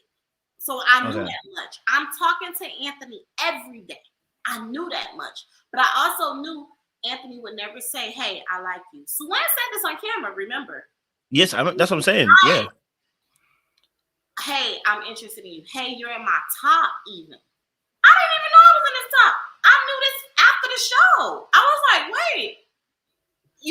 So I didn't know. Because I'm talking to him. So he wasn't pursuing? Huh? So he wasn't pursuing then? Because my question was he pursuing or not? So were you aware of it? That you weren't aware of his pursuit? I think he may think it because he feel like he put his energy where he's interested, but it's one of those things that I used to do where it's like, why don't you know?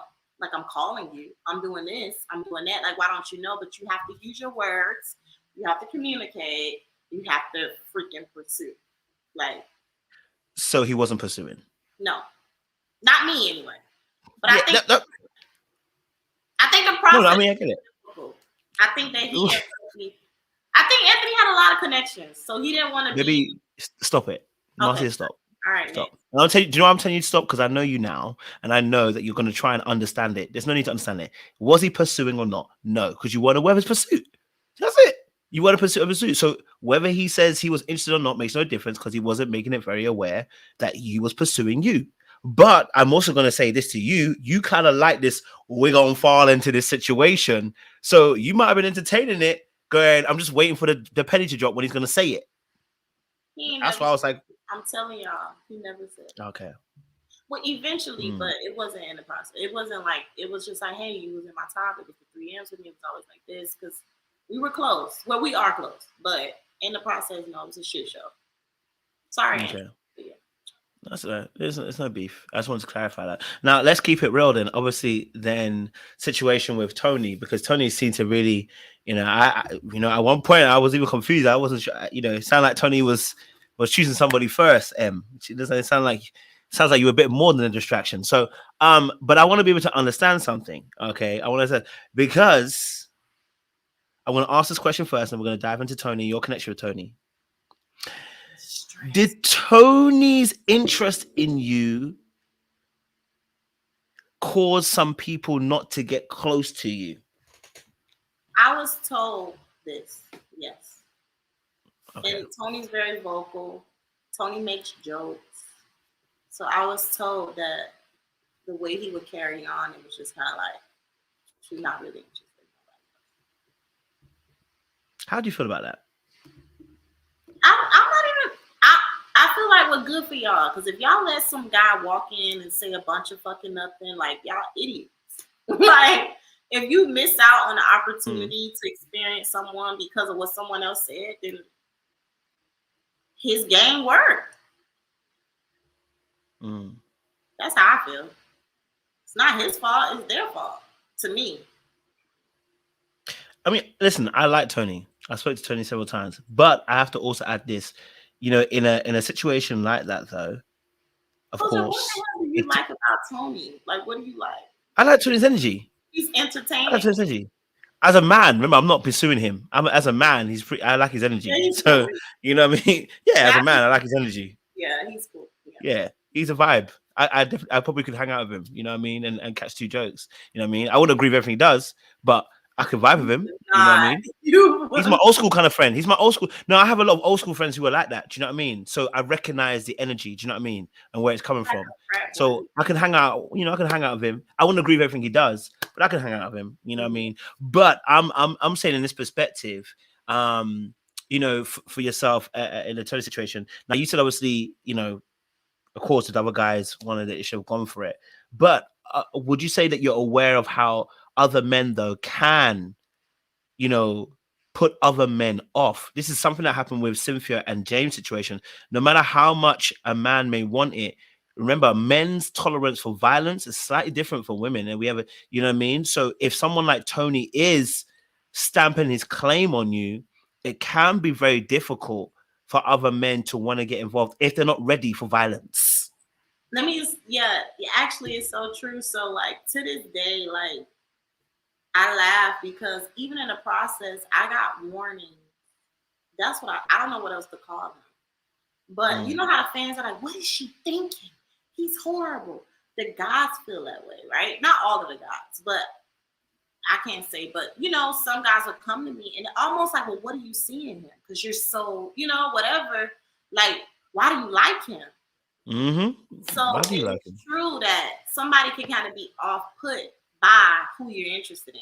Same thing with women. It's like, that's who you want to date? You sure? Well, maybe you're not as smart as I thought you were. Or maybe you're not as, you know, healed or, you know, awakened or whatever, woke as you say you are if you're entertaining this. So I did have at least 2 gentlemen say something to that sort to me. Yeah. Mm-hmm. Okay. And did you let them know that, you know, you're open, you're possible to relationship, you're open to dating, he's not locked you down? Yeah, I did, Kojo, that exact word. Like, I'm not locked in. Like, we're dating. It's a dating show. People take it so serious. And I was like, if you know me and you know how I am, then you will also know that I'm just dating. Like, if nobody else comes, like, what am I supposed to do? And I told them I'm open. You know, I think that they're great. But they're not gonna get me by bashing Tony. That's gross. That's gross. Like, as a man, it's not even manly. Like, Tony may be all the things they try to point out to me, right? But the fact that they were doing it trying to get my attention was kind of like, I get you. I get you. man, real men don't do that. Now, you could drop something in my ear, but you shoot your shot. You know what I'm saying? It was almost like, not him, but me, because I'm better. Like, he's this, he's that. Like, every turn, like, don't you see him over here? Don't you? And it was stuff y'all don't even know about. Like, off That's camera, fair. stuff, pieces of personality you don't even get. So if people feel all these red flags with the stuff they saw on camera, imagine the things that went to place in the You makeup saw behind. and the whole thing. Like, and they would just try keep telling me, and I'm like, first of all, I'm not Princess Dummy, right? I'm getting to know someone, but you can't use that as an As a arsenal way. to get me. Yeah. Yeah, it's kind of you worse than the person you That's talking dirty macking. I agree. That's dirty to. macking. You do that to get And my I did say that. yeah. No, I hear you. That's dirty macking, and nobody really respects that. I've already said that. So any man out here does that. I did say that about Lyndon when he did it to Morgan. It's dirty macking. It's just not cute, no matter what you have a perspective. But What okay, the no, go on, yeah. You said Lyndon did that? Yeah, with the Morgan situation, when he threw Tony underneath the bus with the comment he made about Morgan at the end at the house, that was dirty macking. When you start doing that kind of thing, yeah, man. Because if later on you go on and say how great you are and why would you want to be someone like him, then He didn't that's say definitely dirty that. macking. He didn't say Yeah, how great he was. he didn't say how great he was, but he downplayed how That's Tony was. really, really bad. Somebody's watching something really, really bad happen to It somebody don't they matter. care about, It and don't then the matter. person is like attacking them. And it's like, so if you want to do that, I don't think that this was that. I think that Lyndon. I'm not just talking about that scene. Because obviously there was a conversation after, and along the lines of, you know, I don't know, almost in the sense I don't know what you see in him, right? But when you start saying those lines, that's where we're going into a very dirty macking aspect, and that's what I'm trying to say. So me personally, I'm just saying, you know, I don't rock with I those don't things. think that If you're gangster, be gangster. If you like someone, like someone. I don't know. I don't think that Lyndon intentions was that. Even the way he apologized and said that, yo, we shouldn't have went that far.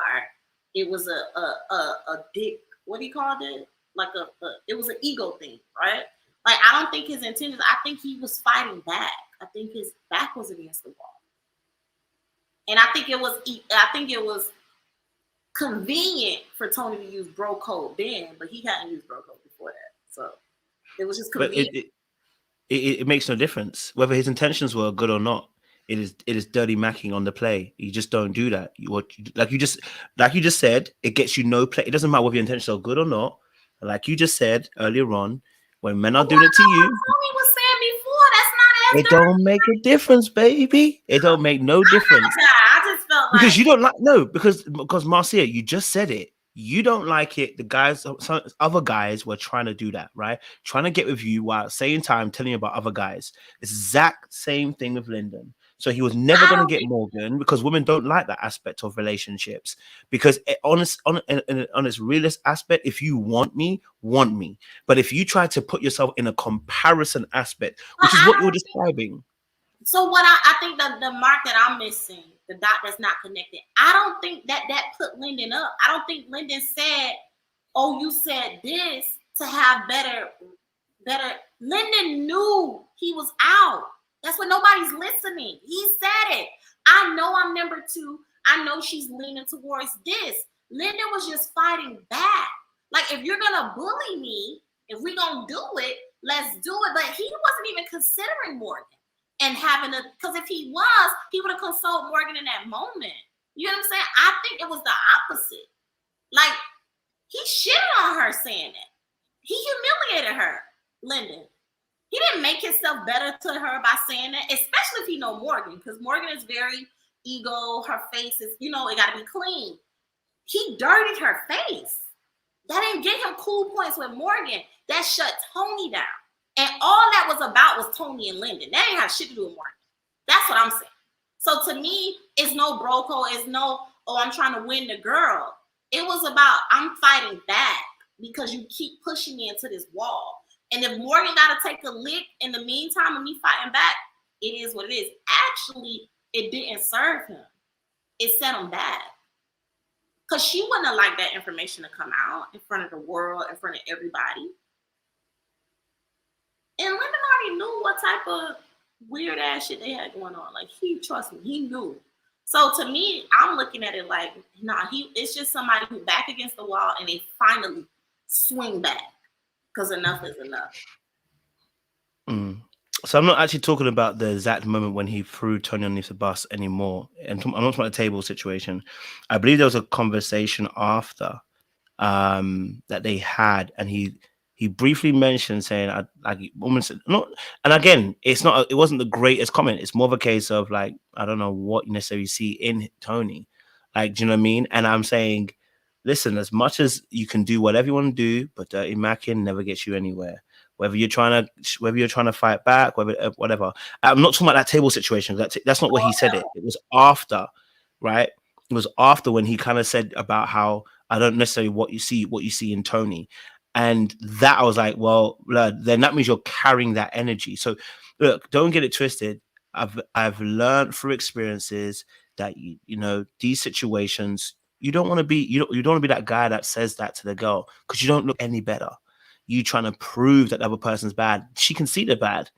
Okay. And if she can't see you're good, that's her. You know what I mean? Like your actions got to speak. Yeah, even when he said that part, I think he was trying to be careful about it, but he had to say it. And like you said, you don't have to say what's obvious. Like, if he's not good for her, she don't know. Like, but I think Lyndon is a soft soul. I think that he was willing to bow out, but he was like, hey, even if I'm not saying he's bad, by the way. Yeah, I know. I think he's a gentle soul, and I think that his bow out was he knew it was over. So these dates are you kind of know what's gonna happen, right? And he's just kind of like, it's okay, it's not me, but this isn't good because y'all, it's so bad, it's bad. So he was just trying to tell her, like, I care enough about you to tell you that this doesn't serve you. And if that would have came from a girlfriend, it would have been more acceptable, but when you care about somebody and you're watching them set themselves on fire, it's hard to not state the obvious. That's how I see it. But that's because I know Lyndon's intention. Yeah, but you can't do that and lips a person after when you're in competition with that person. That's the whole point I'm talking about. But that was my whole thing behind the word distraction. Like, that's not okay when you both dating the same person. That is a blow. And whoever don't get that, then. But that's the point I'm making, though. So even if we talk about his intentions, it may seem like it's cool, but the reality is that he is no different. He is the antithesis of what Tony was. right? See, if I'm not the antithesis, I don't get drawn into this game.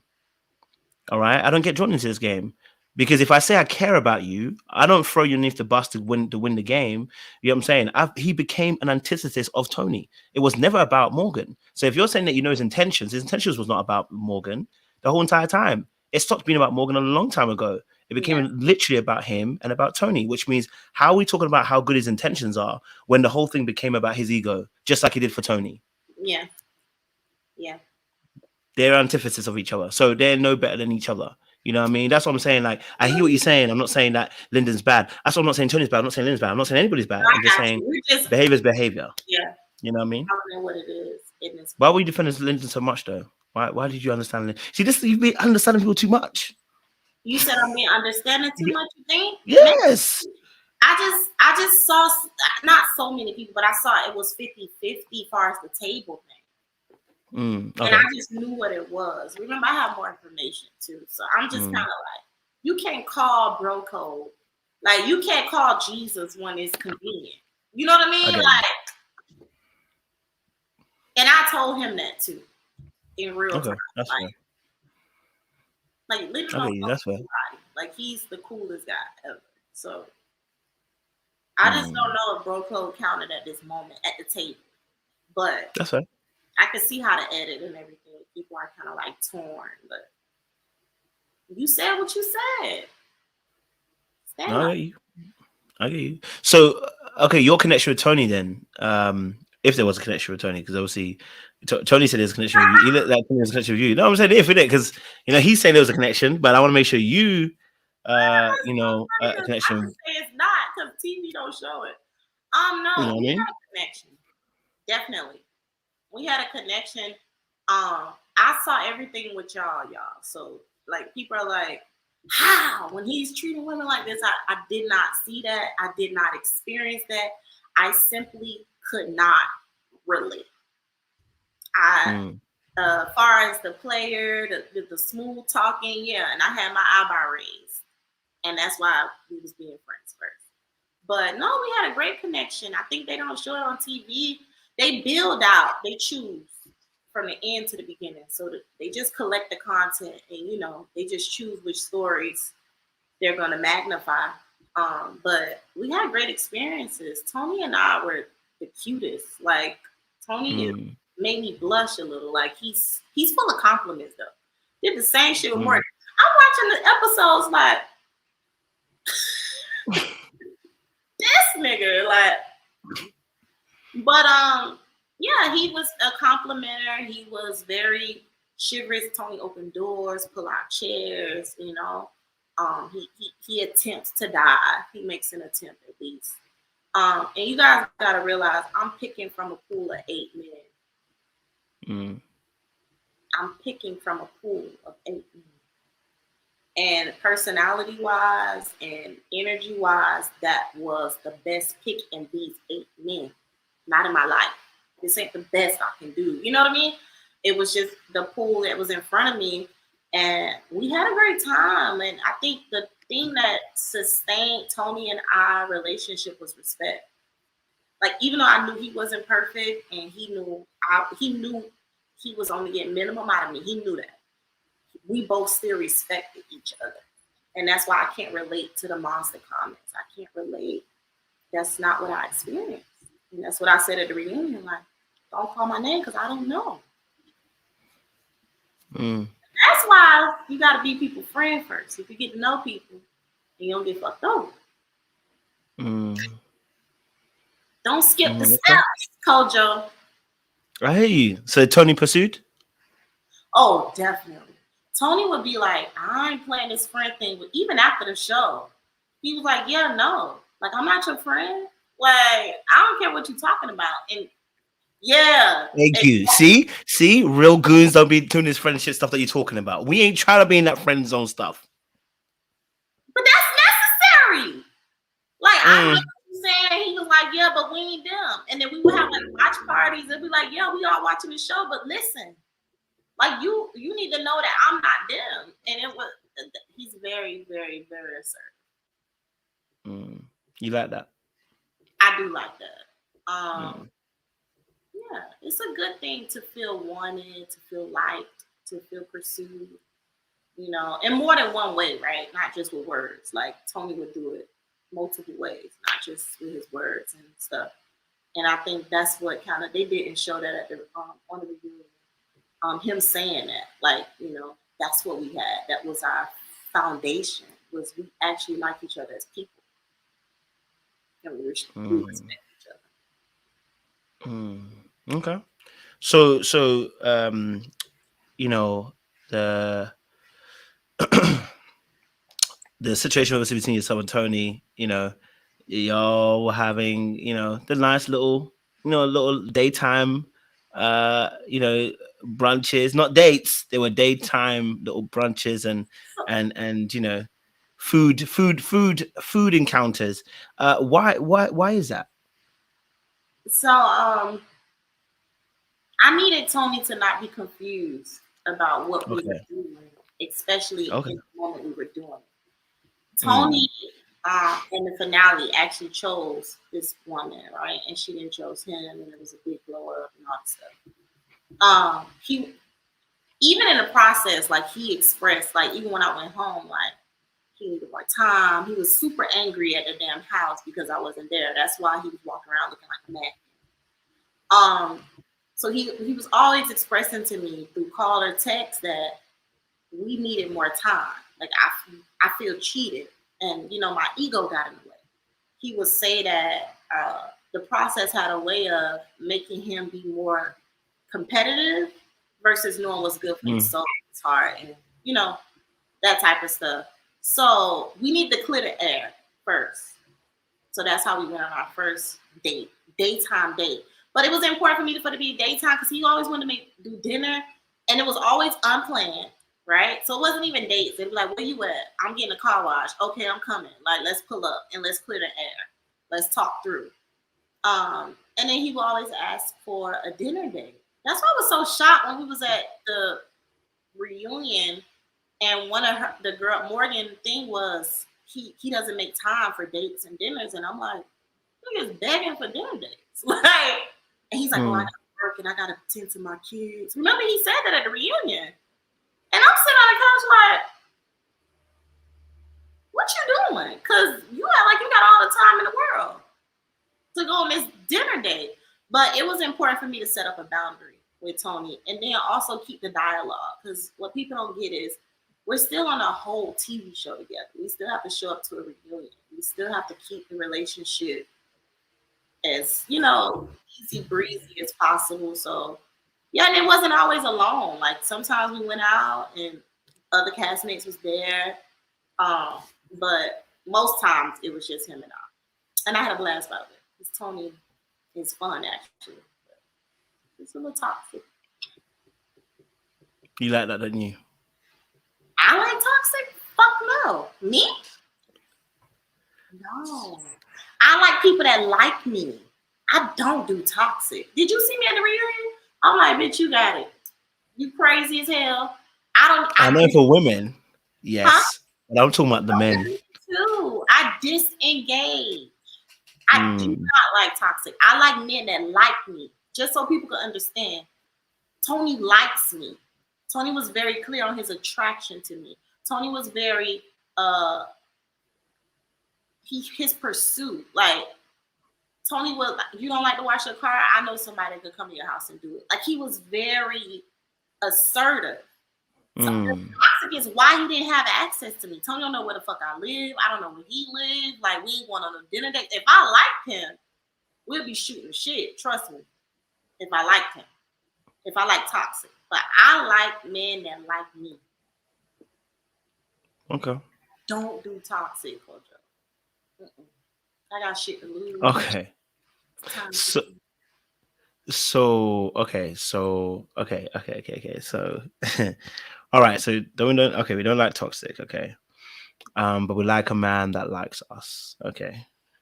Does he know where you stand in your interaction with him? Like you're not. Okay. We haven't actually established this. Do you like him the same way he likes you? yeah. I don't think so. Does he know? where you stand in terms of your liking for him? That's what I should No, really ask. he knows. We have really good communication. He knows that he is a fumble. Like, just count the loss, brother. Like, you better off going on the other side and doing your thing. So yes, this is no surprise. He's fully aware. He said it. Well, they're not sure, but he said at the reunion, like, yeah, like he knows exactly where we are, where I'm at. Far as us being the same, no, I think Tony feel like he missed out on a good thing. You know, like that's something he did. And me, I feel like Tony was just an experience. In the best way I could put that. That's good. Okay. I mean, are you guys still doing your brunch dates? No, we're not. We're not doing the brunch days, y'all. Why? You guys are just friends. Possibly, but currently I haven't seen Tony. We haven't been out. We can still possibly. That's my guy. I fuck with Tony.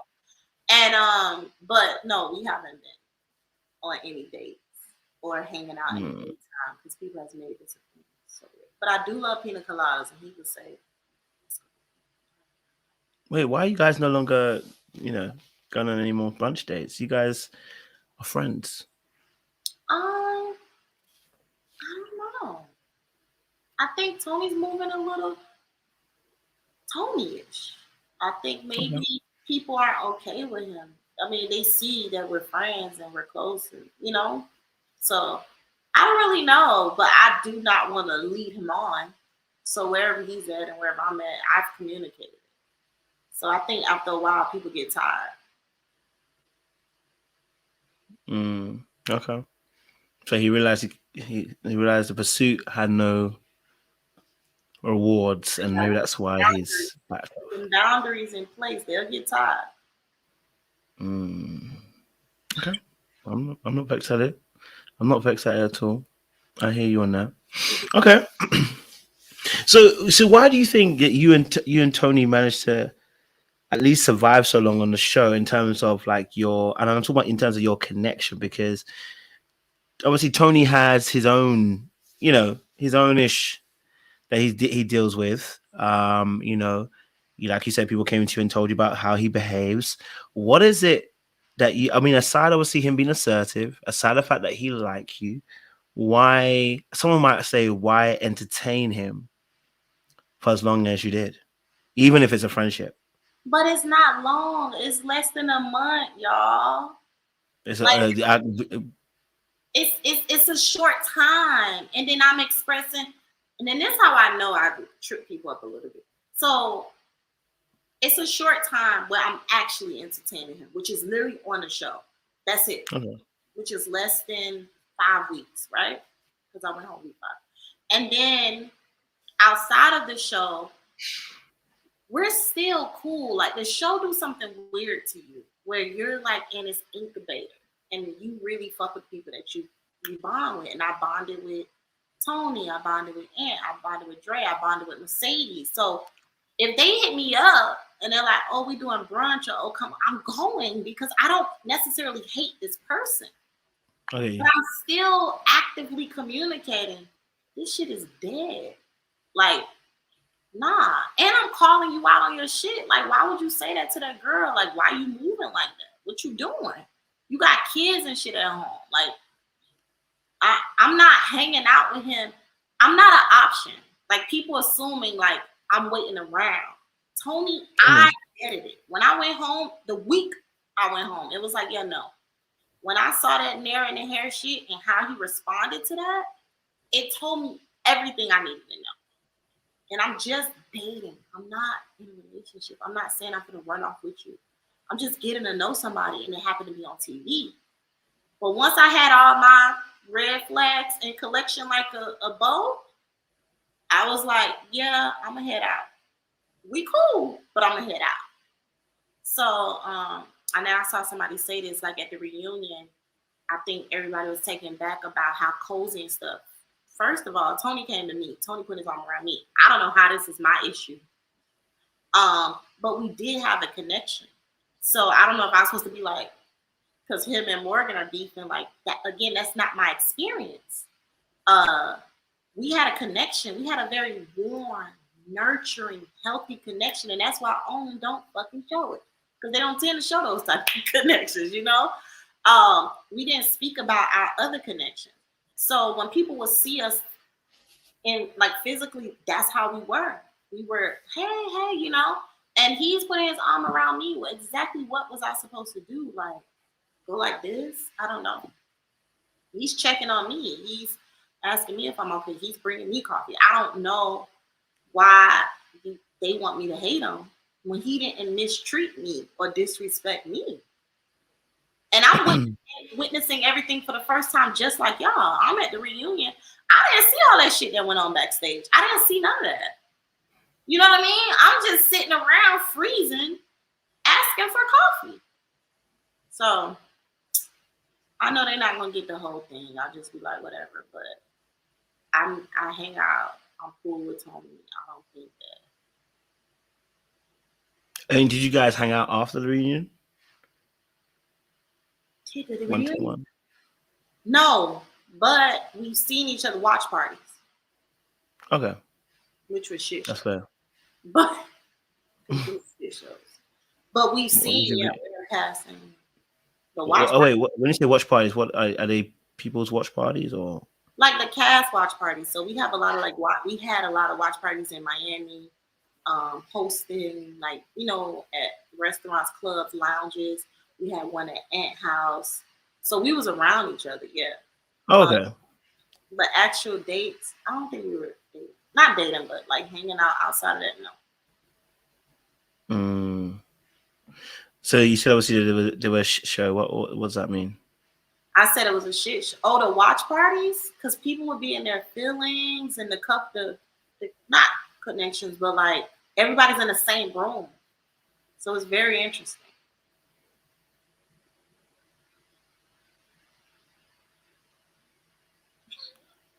We should have had camera crews for that stuff. Well, what did you observe? What I witnessed, so for one of the watch parties, maybe it was the second episode when they introduced like the curveballs, Cynthia, Mark Anthony, Fabrice, and Jonique. So it's the only time where me, Morgan, and Tony are going to be in the same place. And Tony is literally in between us, like checking on us. But for me, again, I'm not emotionally invested.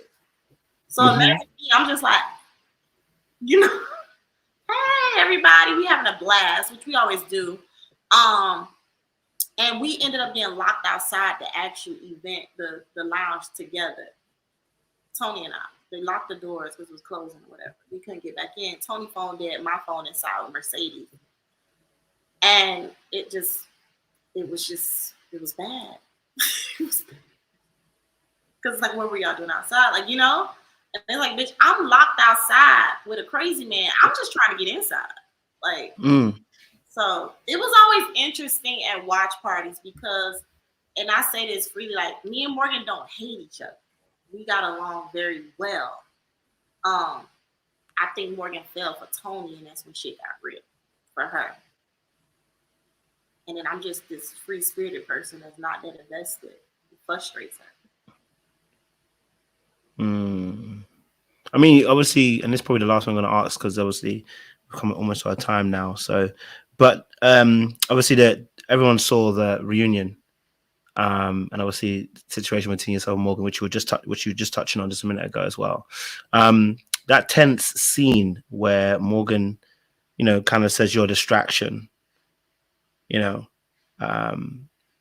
obviously you reacted, but from your perspective, what was going on? What was happening around you guys that this became such a, intense moment? Yeah, so what they don't see, which is an exclusive clip, you guys can go watch on YouTube.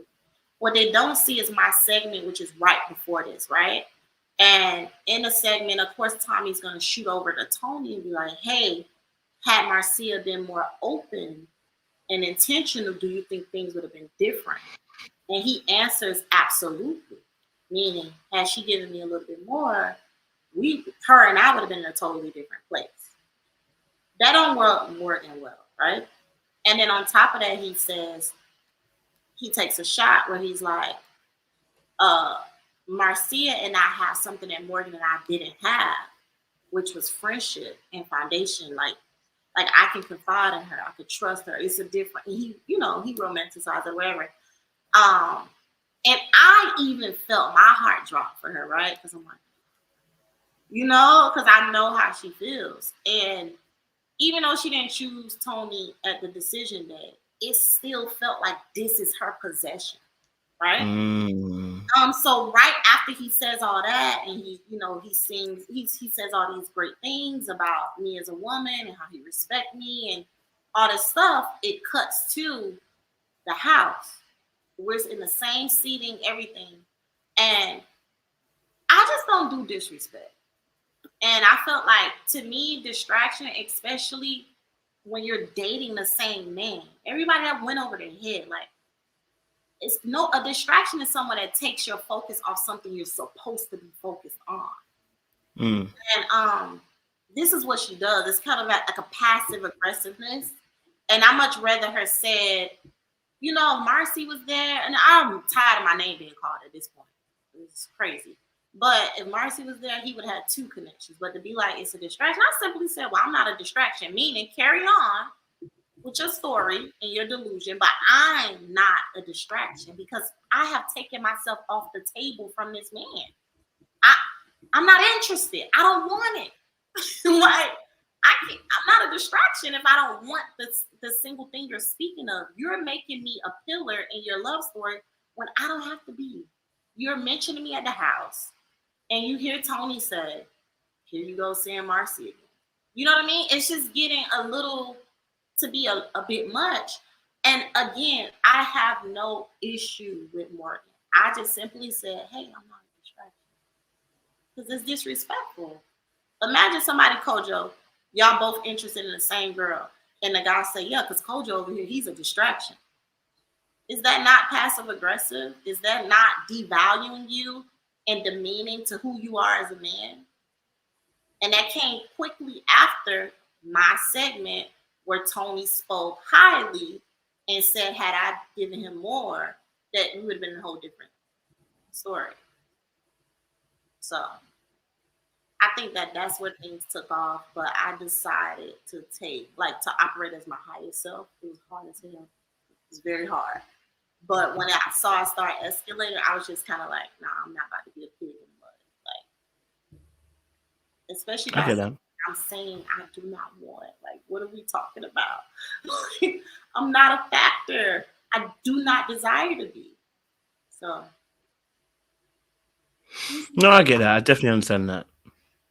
You know, by the getaway though. So obviously before, just by the getaway, were you saying you were done? You were already done before the getaway then?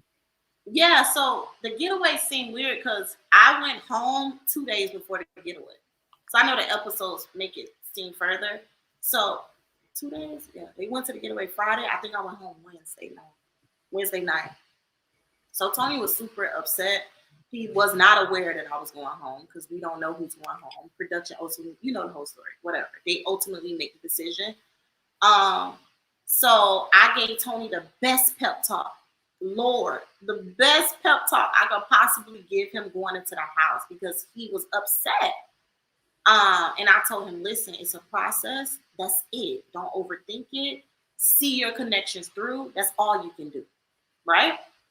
Me being a girl's girl. Done gifted to me. Not gifted, because you know people give things. But done, you know, bowed out. I forfeit. And then I'm at the getaway name getting called. I don't understand it. Okay, I'm hearing you. I'm hearing this. Okay. So pep talk. He's going in. He's vexed. That's probably what drove more of the energy towards Morgan as well on that show. So in some sense, what Morgan said wasn't necessarily a lie, but it's the way it's been. It's the way it's been said. I think that's disrespectful. Yeah, it's the meaning. So in the sense of if you were there, yeah, it's the meaning of what she said. Yeah, she should have said like, "Hey, if he had another connection," because if you notice, like I never mention her. I have respect for her. I never talk about Morgan in my interviews. I'm in a confession thing. I would never have said that. even when Lyndon outed Tony on it, my heart broke for her because that's fucking humiliating. You know, and when Tony called me, I think he thought I was gonna be like proud, like, okay, good, you said that for me, baby. And it was just kind of like, what the fuck are you doing? Like, nobody's your property. Had I been there, you don't know if I would have wanted you. The fuck? So for me, it's just like having respect for other women. And it's hard sometimes when they don't have the same respect for you, you know? But it's like your connection with Tony doesn't threaten who I am as a woman. It never did. It never did. But for some reason, my connection to Tony causes you to feel some type of inferiority where you have to demean it. You have to like talk down or like as a distraction. And that's the only thing I was correct. It wasn't about Tony. It wasn't, I never had an issue with their connection. I was always aware of it. Did you and Morgan talk after to explain? I mean, maybe did she explain? Maybe she felt like maybe Tony played down the connection between yourself and her. No, we never talked, which is weird because we were pretty cool. Like all my behind the scene pictures, not all, but most of them, like we took pictures of each other, with each other. Like we were pretty cool. And I would always have a joke with her, like telling her like, shut the fuck up. Because Morgan would say some shit and I'm like, you know, that was our thing. But no, we never talked. Messages had came back to me through people saying that, you know, she may have felt like bad about certain things or hated. She did speak to me or tried to speak to me at a watch party where she was like, I hate this for us. I don't like this. And I was just like, yeah, not here, you know? Because Morgan is a little emotional. Like she's all over. We just kind of like got to manage it. Like, okay, not here. Because it could go from 0 to 100 real quick. And there's no logic. And I'm a logical person. I lack emotion. So when dealing with her, I was just like, no, not here. But no, have I spoke to her since? It probably is a conversation that needs to be had. But it hasn't happened. No, I get that. I do understand that perspective as well. In that domain, you know. And I feel you on that, you know. Question was in my head and it's gone. I'm so pissed because I was going to ask a question. Okay, no. Yeah, I get what you're saying and I get where you're coming from. And I understand, you know, I was in agreement with you when it came to the comment that she made on Reunion.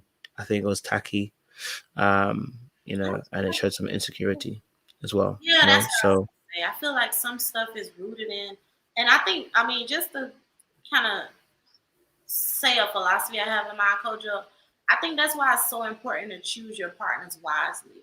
Because certain relationships can put you in such an insecure space where you question who you are and your values, what you bring, and you act out, you know. And I think that Ready to Love is tough, you know. So that's why I always give my castmates, all of us, some grace. Like even when we are operating in insecurity, it's hard to see somebody you like entertain someone else and then speak highly of that person. Like it's not easy. So the strongest people that's like, oh, I'll be like this, it's like, no, you won't. Like it's really hard. So I think that her character was kind of like, it was put on blast because it's like, you know, how would you operate in this setting, you know? Was two questions left and then we'll bring it to a close. Was anything, you know, that scene where, because I spoke about the first part, but the part where you're sitting next to Mark Anthony and Mercedes and she says, what are you looking at, in the sense of what? And obviously that then spills over to behind the scenes. Like, what happened there? Because that I don't fucking know. So just to add some background, we had a farewell party. So we were fine, right? The farewell party is 2 days after what you see on Decision Day, where she said, or one day, I don't remember, it's really close, where she said, I don't want to choose Tony. Like, I'm choosing myself. When I heard that, I was like, good for her, right? So we had a farewell party where both Miami cast seasons was there. It was cool, it was lit. It was actually at Linden's spot. And when I first walked in, I was late as always. When I first walked in, Morgan greeted me. She actually complimented me and was like, oh, you look amazing, whatever. And she's like, we're good, right? And I'm like, yeah, because we had no issues. But Tony would tell me that I was super unaware of Morgan's issue with me. Like, I just didn't know. So in my brain, I'm like, yeah, we're fine, you know. Later on in the night, drinks get involved. Me and Tony catch a two-step, you know, have a good time. And she approaches me and she asks me what's going on. Like, I don't like y'all connection. It bothers me. And I'm like, exactly what do you want me to do? Like, we signed up for this, Kojo. So it's like, what the fuck do you want me to do with this information? You know, so that's what set the reunion up. Because this happens right after filming the show. Months go by, no interaction with Morgan, because now the line is drawn in the sand that you feel some type of way and you approach me. Don't ever approach me by the man. That's crazy, right? So fast forward to the reunion, I'm just sitting there literally like everybody else while you act out, because y'all don't even know it's hours of this fucking Morgan and Tony shit.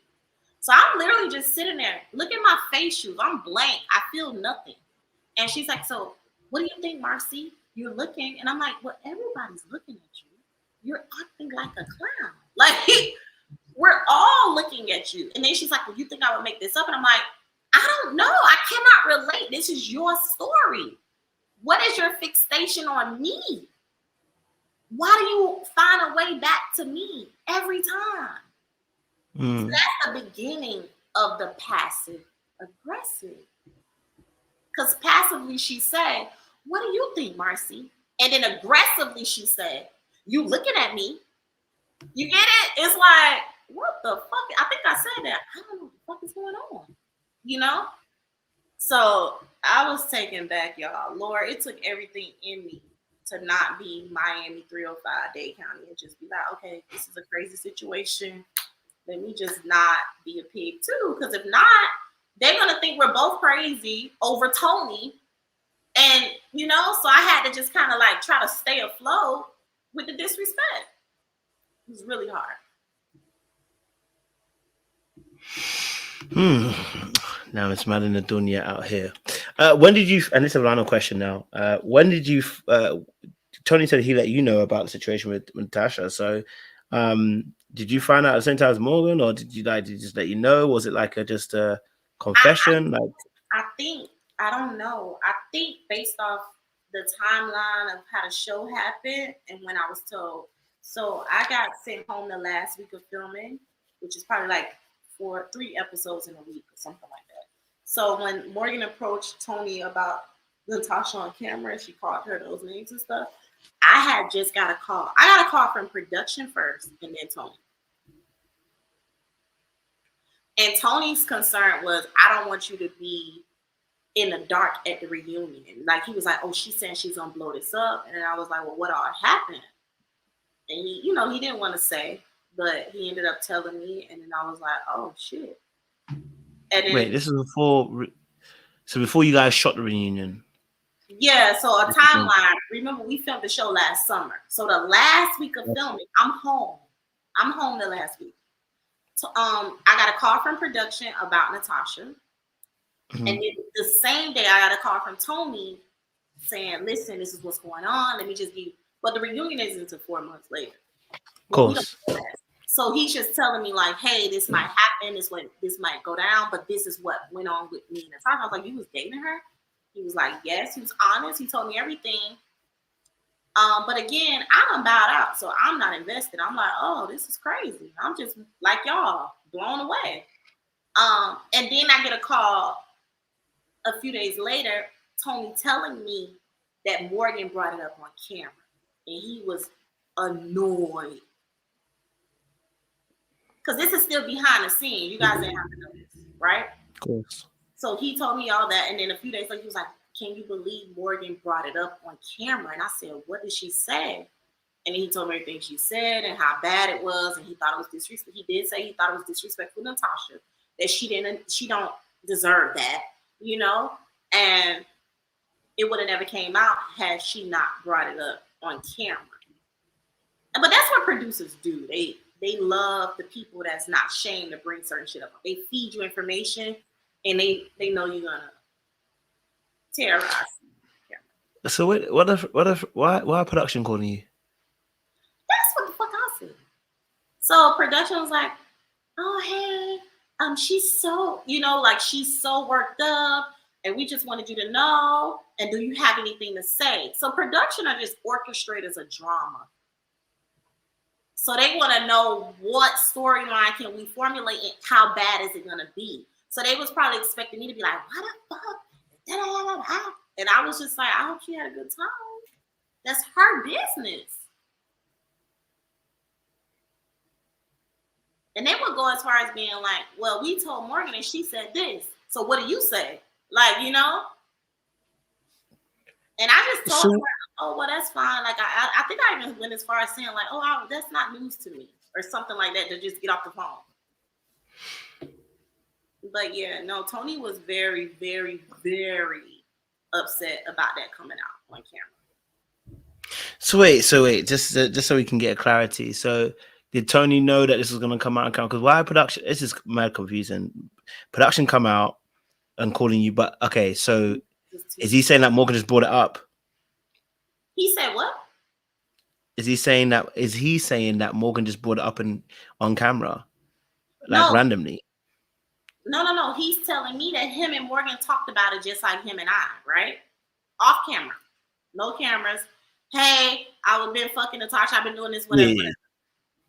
And then she has a date with him on camera. And she's like, so let's talk about Natasha. And he's like, because camera is reality. You know what I mean? Okay. So, and then he was really bothered that she tried to call Natasha unattractive on camera. Like, that's not his style. So he was just kind of like, he felt like Morgan went too far. Like, he was trying to pull her back, but she was just giving production what they want. This is production dream. Like, yeah, I hear that. Show your ass on TV. Yeah, get us ratings, Because they know everything that's going on, but they can't make it a reality unless we do. So how the hell did production get hold of this? How can production get a hold of it if it was a conversation in private? I don't know what the fuck is the truth, but production told me that they were contacted by her, which threw me off. Exactly. When you say her, I want to make it very clear. When you say her, is it M or N? Is it Morgs or is it Natasha? Production called my phone. All I can tell you is my experience. They called my phone. They said, hey, we've been contacted by Natasha. She seemed very upset. She has been dating Tony and is going to reveal everything at the reunion. What's your take on this? Do you have something to say? Do we need to put it on camera? That was their call to me. And I'm like, I don't have nothing to say. So Natasha did say so because that's the only way. That's the only way. But how else would we know? I don't know. How the fuck would we know? Listen, it's so many mysteries. Y'all don't even know. This is one of them. It's so many mysteries we still don't know the truth. But I've never been contacted for production of them telling me something else. I don't know why they would make this up. Like, and it's facts. Like, you guys both admitted that y'all, like, it didn't benefit Tony to ruin his connection on TV by just offering up free information. This show is centered around his drama. He didn't need more drama for airtime. He didn't need that. So I don't have no answers. I think just like y'all that this shit is stupid and buzzard as fuck. But I was contacted by the head person of production to tell me that, and then Tony followed up with the facts about what our date relationship consisted of, and then we got to the reunion, and it was a segment. Had nobody said nothing, it wouldn't have been a reunion at a segment. It would have been two adults that had a good time. It's nobody's business.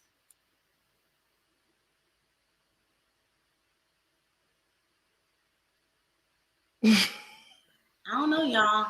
I don't know. I'm just telling y'all that I walked out unscathed. I was just trying to get the fuck from around these folks. I hear that. No. I think it was made up. No, I just, you know what it is? I think watching several interviews with Natasha and Tony and I think we kind of knew that Natasha kind of said something, but she's been saying that she didn't say anything. So, but by other people's testimonies have kind of put her in a place where she has said something. So another possible theory is maybe she didn't say something, but maybe production overheard something. That's fair. That's a possible theory, but they still would have to have confirmed information. They have a like you, Kojo. You have a way of getting information out of people. You should probably go into production, but they're similar. Like maybe they called her with a little inkling. Maybe they overheard, and she confirmed it. I don't know. By mistake. Yeah, I think that's what I felt I'm like. just another theory out there, y'all. I really have no clue. I could care two shits, but if she said she didn't tell them people called my phone. They said the same exact thing Tony called and said. They said, like, and then y'all confirmed it at the reunion. And that's why you hear Tony saying, we're only here because you called production. He said that at the reunion. And we all like, yeah. Like, I don't think it mattered that much. Like, it shouldn't have been a thing, especially for her integrity. Like, she's a beautiful, smart girl. Like, whatever she decided to do, that's her prerogative. Period. It wasn't my business or the world's business. But maybe they had a way of picking her brain, and she told. I don't know. I hear that. So, from you, obviously, on the show, what do you feel like you learned? It's a final question. What do you feel like you learned through this process? Oh wow, it's so many takeaways. I learned a lot about myself and my approach to love and my ideology around love. I learned about my carefulness. I learned a lot about the pursuit of love and how you have to be careful with being chosen. And sometimes you're being chosen by shit. You know, you're not being chosen by anything of value. That being chosen can't be your driven force, right? And then, like I talked about earlier, like your value. You are who you are, independent from everyone else. I learned so much shit. I could be here all day telling people what I learned. I learned so much. I learned so much about friendship. I learned so much about self-love and value and how it sustains you and it carries you over. And even when you get the hate, you get the love. But if you focus on the love, like it blows you up. It fills you up. So even me, like that's how I'm dealing with the aftermath of the show and the internet and the trolls and the comments. It's just like focus on the love. So I appreciate it. I love that.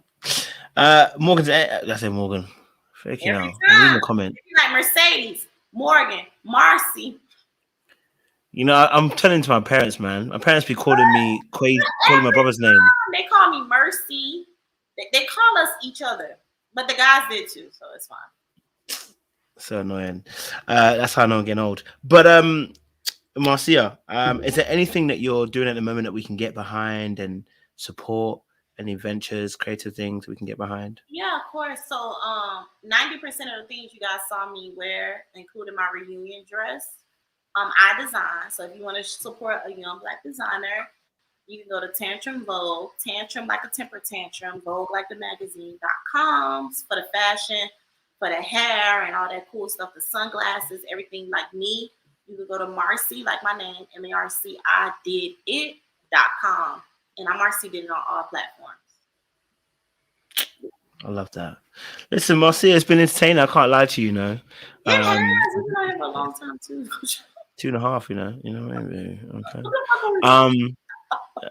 We're talking about a lot. Okay. But no, it's been fun. I've actually enjoyed myself. I've just been kind of listening and understanding where your perspective is coming from, and just kind of deepening your world viewpoint. And I think I've got definitely a better understanding as well. You know, hopefully we'll get to have you on here in a different capacity.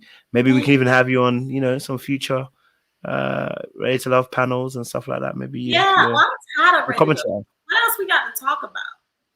Well, I'm talking about as a commentator, not necessarily about your life, but as a commentator, we might have you because you be keeping it straight, no chaser. So, I think you'd be interesting to have on the show. Have a new season finally because y'all hated us so bad. We didn't hate you, not at all. Y'all did. Y'all said Miami was horrible. It's no love. Definitely was horrible. No love. Definitely horrible. No love. They said, "Listen, do a better job. They're coming out. We ain't coming back to Miami again. That is it. They banned you guys. You're not on the list."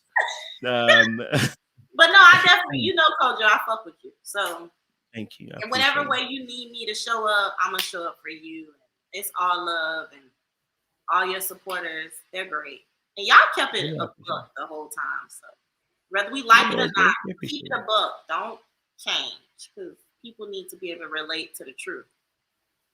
I appreciate it, babe. I appreciate it. And the audience do like you. So, I think I like your straight shooting. So I think keep that up as well, you know what I mean? But definitely, we'll definitely venture in the future for different things as well. All right. So I'll keep you posted. But audience, don't do anything I wouldn't do out there. Okay. There's not much I wouldn't do. So be careful in them streets. Marcia, keep looking beautiful. And audience, don't do anything bad, baby. Okay. Much Yeah, love.